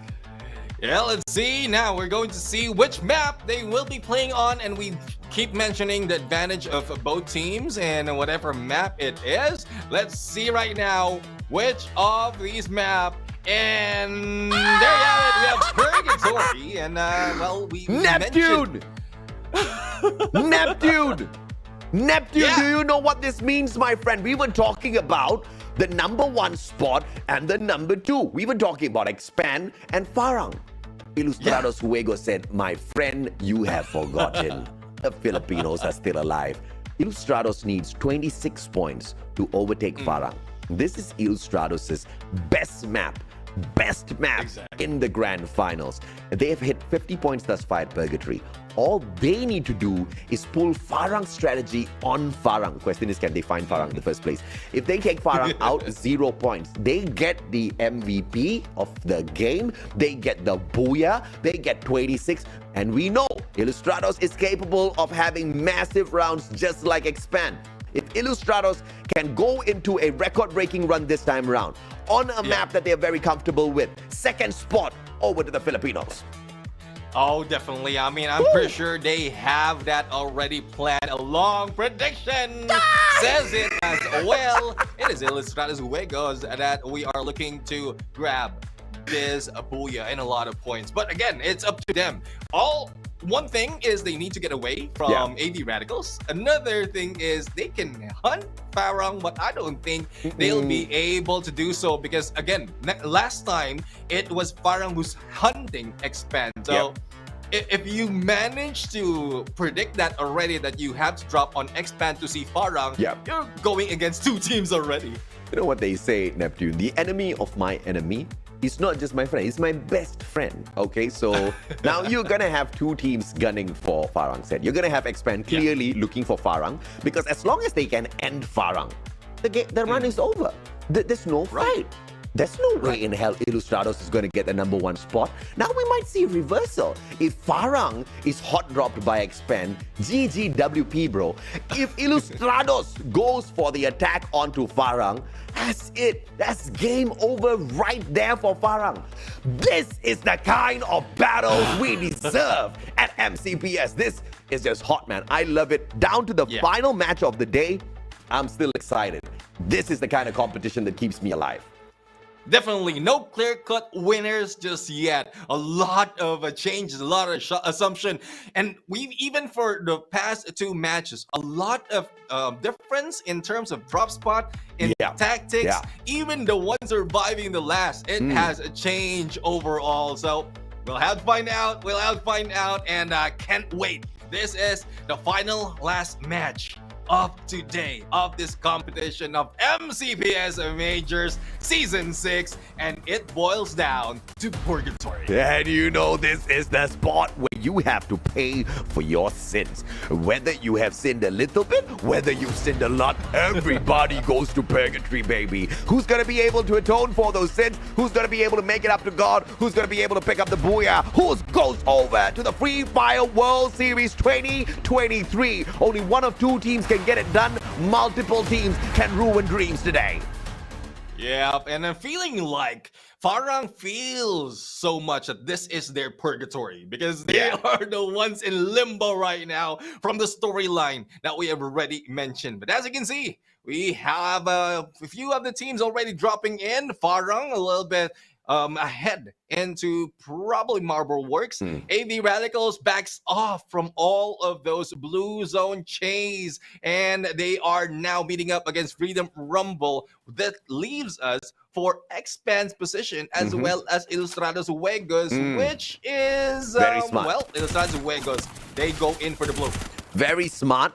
Expand usually drops at Brasilia. Tactical Intex takes that away from them, and then they push out a little bit further away. The problem here is actually going to be X-Roy is taking a drop very close to Expand. So if he finds the players first, there's going to be some rivalry that was brewing from the group stage that finally catches up with Expand as well. Freedom Rumble not having a fantastic start. AB Radicals catching them a tad bit off guard here, but Ramiel will get taken out of the equation. A 1-for-1 trade as we start things off. Yep, and well, the distance between these two teams is already built up. Let's see if they will be backing off. Red 2 still on the horizon, but going against 3 might be a little bit risky, so need to back off. But, well, let's see. Blank right now is in here. A little bit of playing against Kenshin right now. Don't want to waste so much of those resources because I'm pretty sure he didn't get so much because of the early engagement that they had to go in. That is true. AB Radicals finding a little bit of a refrag here. V2s gets a double for himself. But Revival platform gameplay. It looks like that was all a distraction. It was a sacrifice by Asta to make sure Kizu survives long enough. Good glue wall erected. Just needs to play a couple of more seconds here. And Freedom Rumble is right back in the game. Yeah, Visionaries this time around is gunning down against Exact, but Exact still fighting along and not going down that easily. Toby has been brought down, but Eagle has something in mind. From afar, we are seeing Axis 64 trying to fire back. It is X-Roy, but Twix will be finishing Exact off. Now, one elimination for Visionaries just yet, but as we can see, not so much of a good position, as well as good look for them to put a lot more pressure for the other teams. UAV has been pulled out. Axis Esports might be chased down. This is X-Roy. Good thing he managed to pull out a vehicle and will be getting away. You gotta love the P90, man, as usual. Manages to spray down a couple of players. When you start the game, if you pick up a MAC-10, if you pick up a P90, you're gonna win out some initial gunfights. Later in the game, yeah, you want to throw the gun away, man. I mean, it really doesn't perform well against those level 3 headgear as well as West. But 4Eyes and Squad is gonna be Team Barot fighting the remaining players on the side of Freedom Rumble just to execute out them in the open. Yeah, as you can see in the minimap, AV Radical is a little bit spread too thin right now, and we'll have to find out if they have a specific plan in play. The Illusion has brought back a few of their teammates, but Freedom Rumble Nappies will be sharing the set of compounds with Tactical Intex, wherein Tactical Intex is just having fun. They are enjoying. Now, one thing that we want to see probably is Nappy surprising them. Vehicle can be grabbed, but I don't think he has seen any of Tactical Intex. I love that they're enjoying it right now because, well, what more can you do?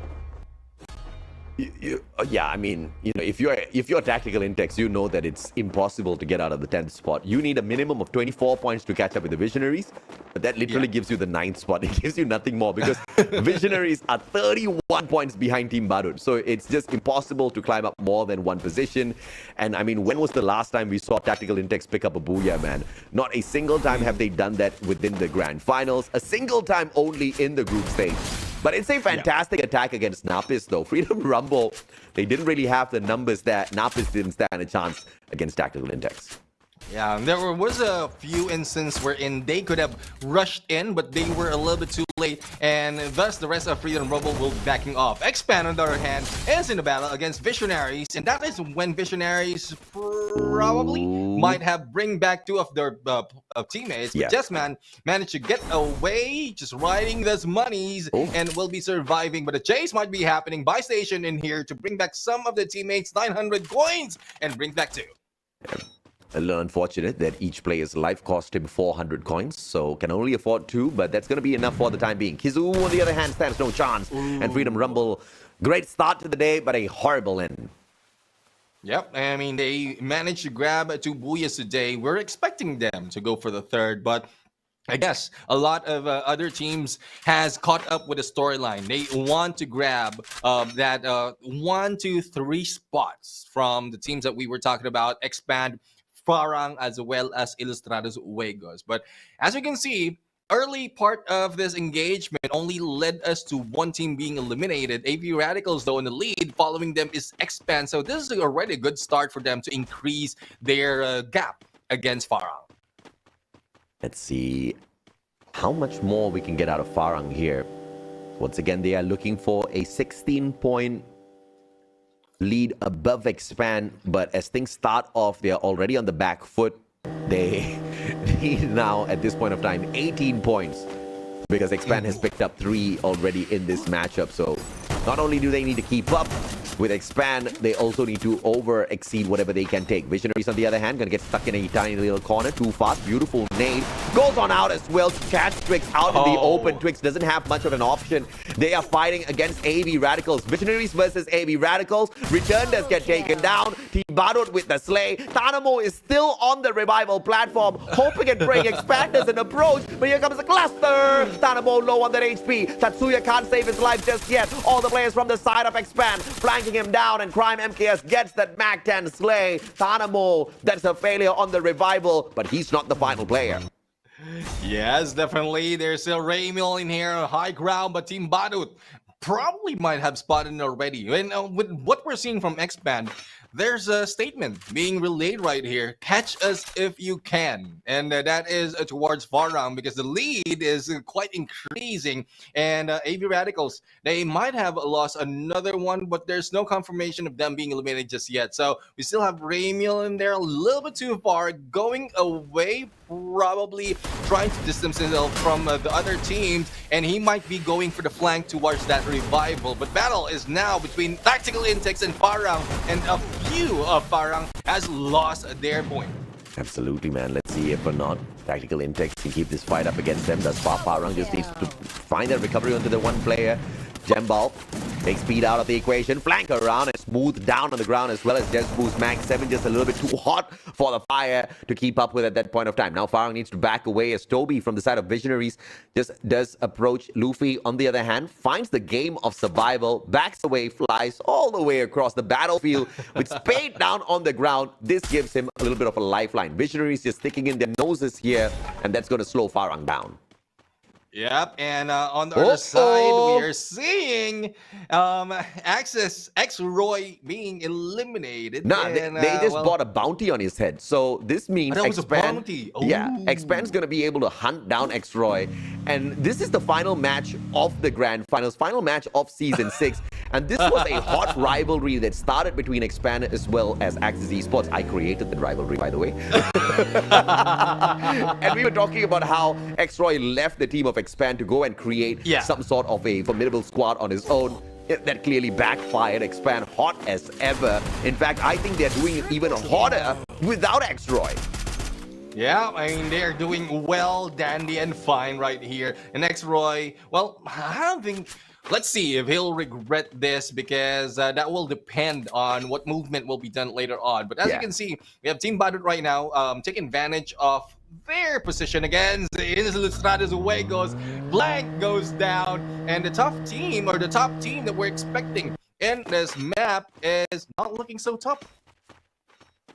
Expand going for the third podium finish in a row at MCPS. MCPS Majors Season 4. They got close enough, but AV Radicals crushed their hopes. AV Radicals took that #1 spot, but Expand did manage to get second, and that only sent them to the Free Fire World Series. They couldn't do much from that.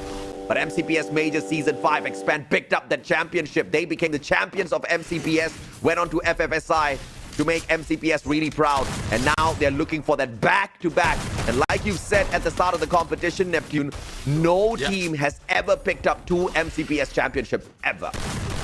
Yeah, it's a good thing we will be able to see that right here, unless, well, I guess, regardless, because we've already pointed out that Razuegos can do so much to grab that #2 spot, but not so much of that championship. So, Expand or Farang, depending on how it goes. Either way, Farang is not looking prime right now. Yes, they have 4 eliminations already, but on how they're surviving this battle, they couldn't get so much of elimination compared to aggressiveness we're seeing from Expand in this game. Chessman trying his best to stay alive, but Faiz with the M82B finds the finisher.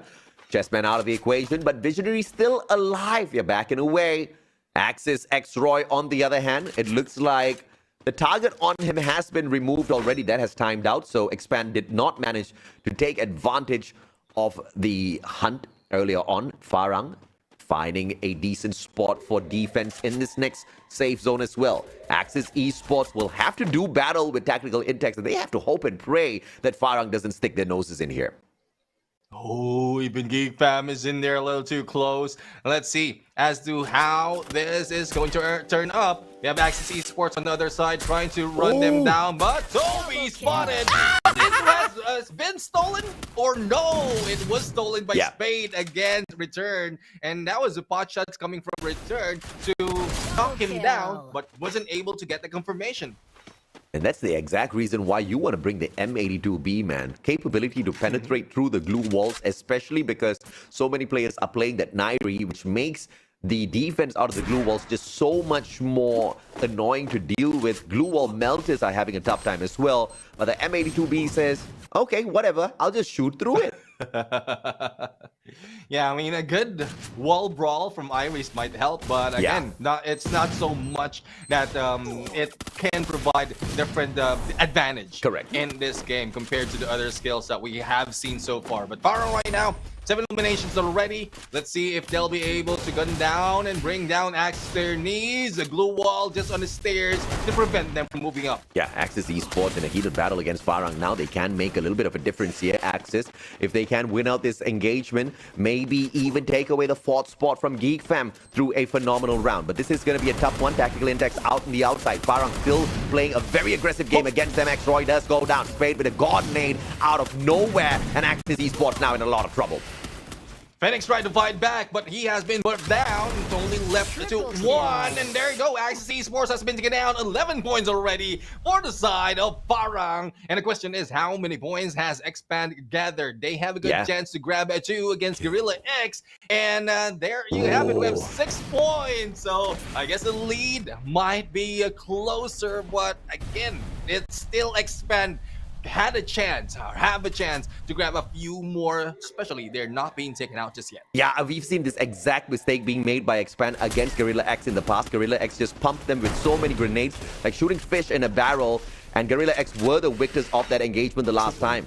Expand might not want to risk a situation like that. They want to make a timely exit out of that compound and pick up those 3 easy points, but they choose instead to engage against Illustrados Juegos. Blank goes down too fast. Quick entry gets that knockdown as well, and the advantage to them. But Team Barod, out of nowhere, they drop straight on Illustrados Juegos. Now Expand just needs to keep quiet for a little bit.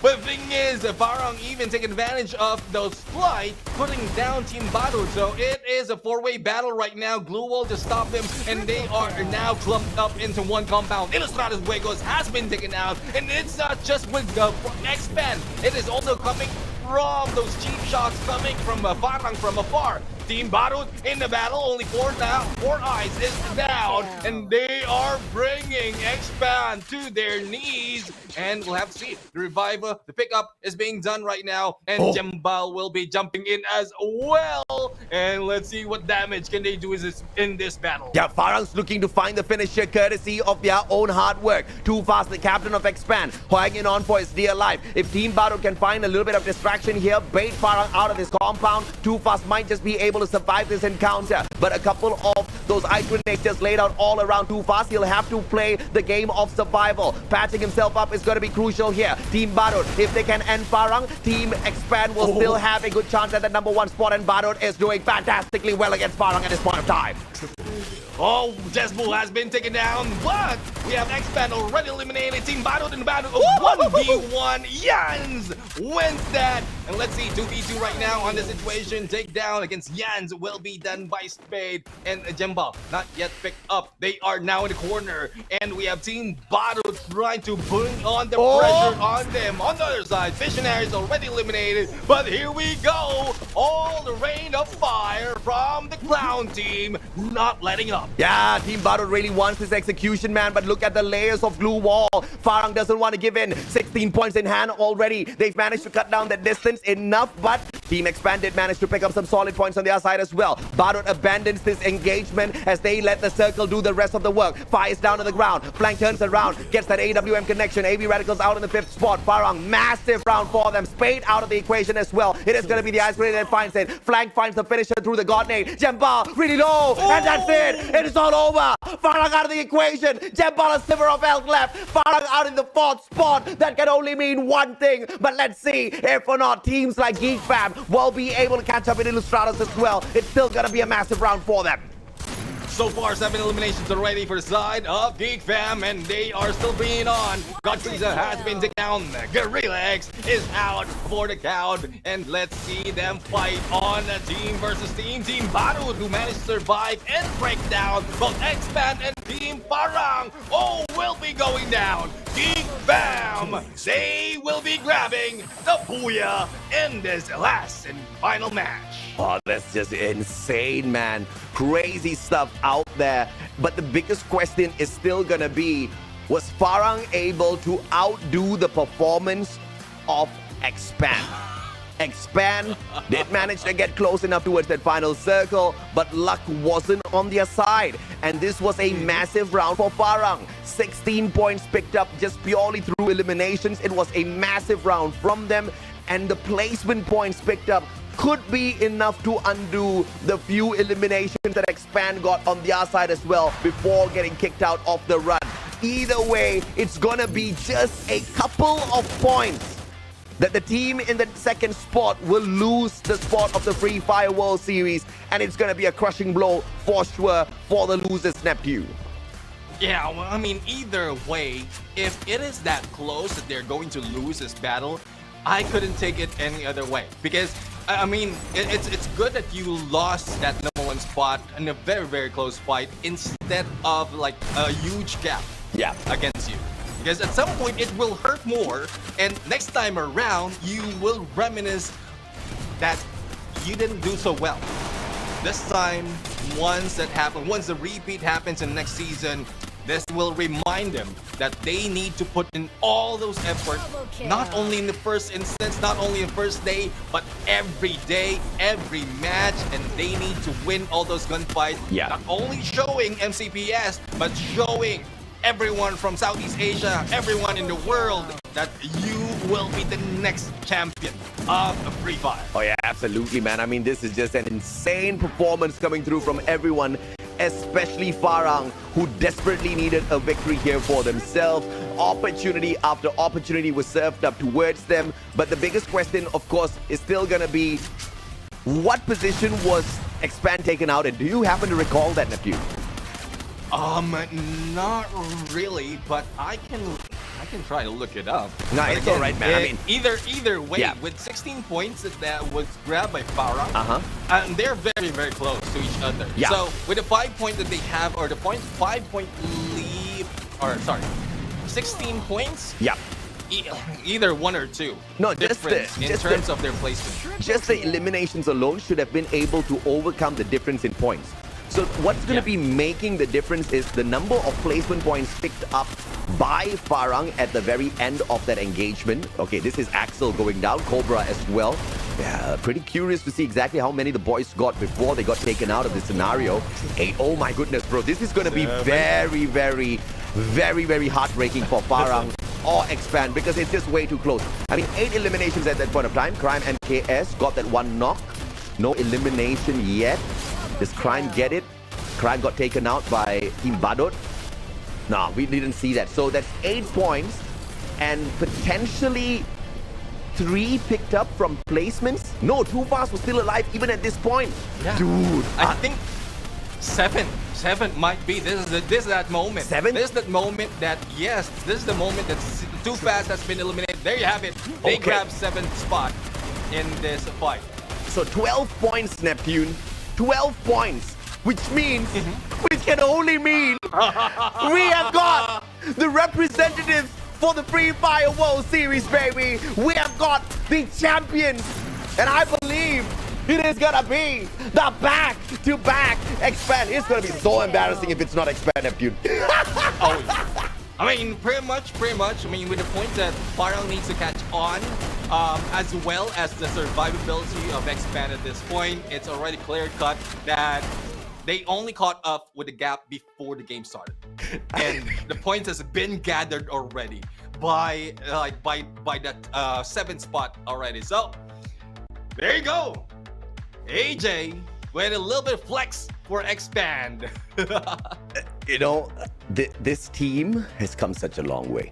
Introduction in season 4 of MCPS Majors. The moment they got introduced to the run, they got second place on their debut season under the branding of Expand, and they don't have an organization. They only have a loving mother. Too fast, the captain of Team Expand, his mother is the one that's holding the hand of all of these boys, guiding them in the best way possible.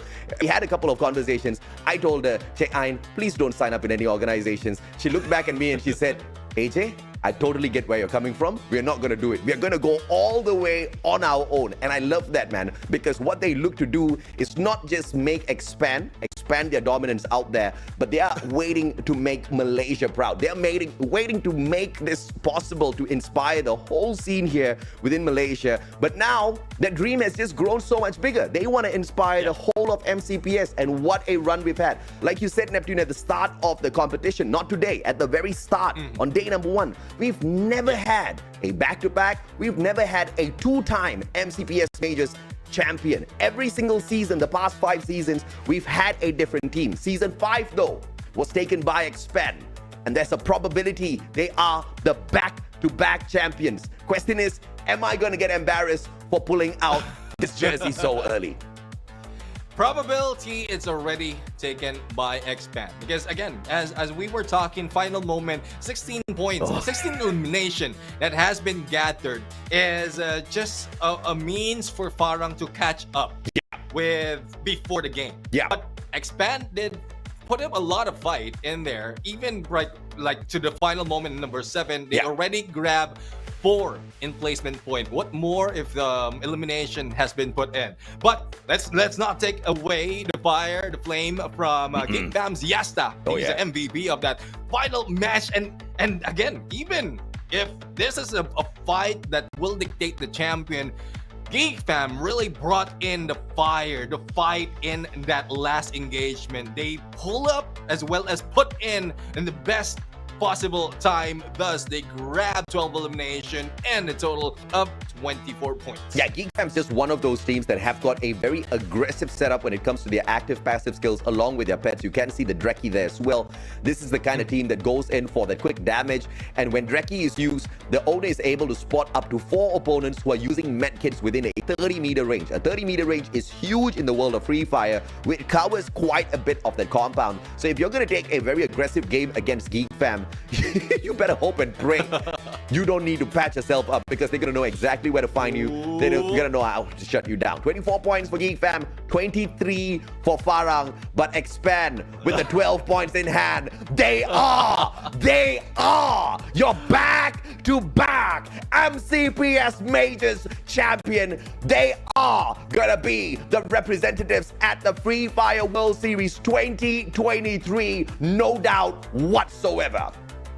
First ever who grab the double on that championship in MCPS after 6 seasons. They did it back to back, and this is something that we love seeing. Brings hope to the other teams as well. And again, with the gap that we might be seeing later on once the overall shows up, hopefully the ones who miss to catch up will feel this much, that if in case they didn't lose some of the engagement, if in case they let go of those battles they shouldn't have. Okay, and Neptune, that's something that they need to remind of. Are you prepared to pretend to be impressed as well as surprised? It's not going to be Geek Fam in the 4th spot. It's definitely not going to be Geek Fam. Who am I kidding? It's going to be Geek Fam, man. Axis, only because the gap between the teams were just too monumental to be changed in one match. Any changes expected should have been done at Nextera earlier on.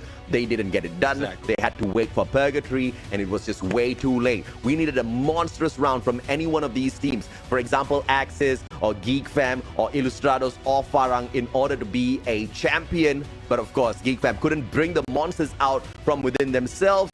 But a very decent round, picking up a total of 3 booyahs. They walk away with the 4th spot. And if you look at it from this point of view, in the group stage, Geek Fam were barely showing up. So this is a phenomenal performance from the brand. Exactly. And well, we have been talking about how these teams is going to go in Not quite sure why Farang and Expand are on the same spot, but Ilustrados Vegas, they managed to grab that third spot. It might not be like a close fight against number 2, but at this point, at least they maintained their spot against Geek Fam, because look at the numbers. It's only 5 points difference between them. But there you go. Farang and Expand, let's see who's the champion, AJ. The one and only team that never knows how to give up. We've had 6 seasons of MCPS Majors, but Expand has only been playing in the past 3 seasons. First season, they got that second spot. They represented Malaysia at the World Series. The second season in play, that was season 5, they became champions and they represented Malaysia at the Free Fire C Invitationals. Now, the first ever back-to-back, the first ever 2-time MCPS champions. They will go to the world stage once again. They will represent MCPS once again, this time to try to win it all. Yeah, they do have a message for everyone, AJ. If you can do the honors. As long as it's the 4 of us being against 4 or being against 12, we will be the victors, they say. That's the kind of confidence we need out of Team Expand. And they will go on to taste exactly what all of the global teams can bring to the table. Expand once again will be able to represent Malaysia and MCPS at the Free Fire World Series 2 times back-to-back. Yep, definitely, and this is a good run for Expand right here. And Farang, again, I would say they really brought in the fire. Yeah. And like what I mentioned earlier, I couldn't lose, I didn't want to lose any other way. This should have been this close because you feel it that much. Yeah. You will be more hungry the next time around. You will be more thoughtful, considerate on what needs to be done match after match, day after day, regardless of what curveball has been thrown at you, you are going to bring it all. Overall grand scheme of things, Farang did phenomenally well on day number 3. They were the best team today. Today, Farang was number 1. Farang picked up the most number of points. They picked up a total of 107 points on day number 3 of play, and they were the only team to break the 100-point barrier on the final day of the grand finals. But the problem is, on day number 1, we have a 3-day grand finals. On day number 1, they faltered. On day number 1 was when Expand dominated. Expand hit a massive 119 points on day number 1. And Expand has been doing slightly worse day after day. Expand picked up 78 points on day 2, 77 points on day number 3. So they started off hot, they kind of fizzled out. Farang started off soft and they built up that momentum, but clearly, and we talked about this, teams have won the championship just with one phenomenal day. That was Expand on day number 1 of our grand finals. Definitely. I mean, they put in a lot of investment in all the effort, taking advantage of other teams who are taking it slow, studying, while others are just studying.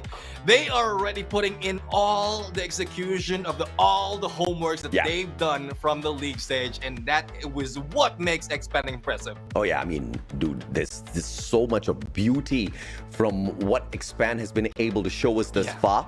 And I believe, looking at that Indonesian flag, their coach Hutomo from Indonesia has managed to bring in an import player to the squad as well that has been able to make a world of difference. Props to Coach Hutomo. I'm waiting to see exactly what else he can bring out at the Free Fire World Series so that MCPS can have a little bit more of a bigger impact. But if you, as part of the audience, if you want to have an impact on our broadcast, on our show, please do scan this QR code and give us your feedback. Please fill out the form and tell us exactly what you feel about the broadcast, how you think we can improve things. And in season 7, you can't just be proud of yourself, because your suggestions might just be carried through and we'll see a whole new twist, and perhaps those improvements will be able to help us reach new heights.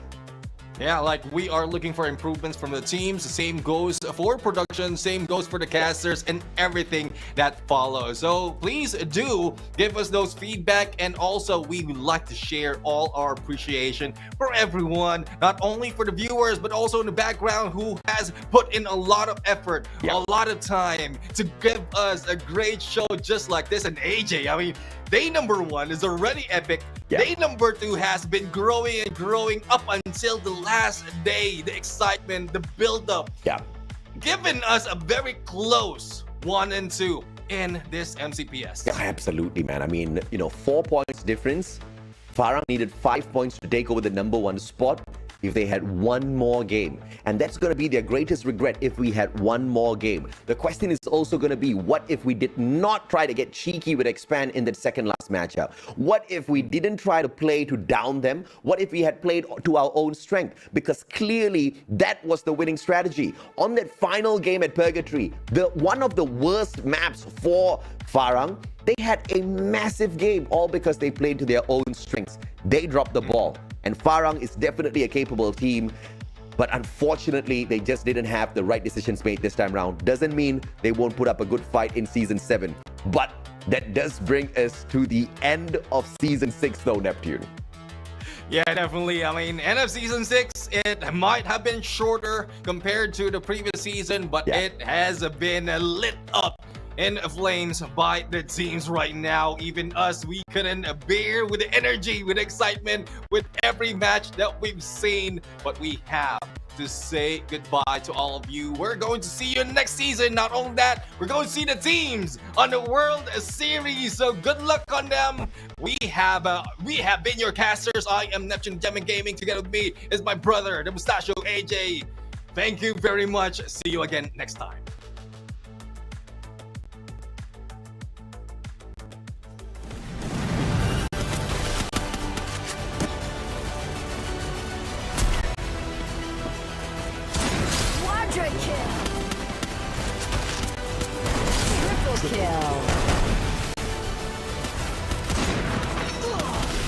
Triple kill.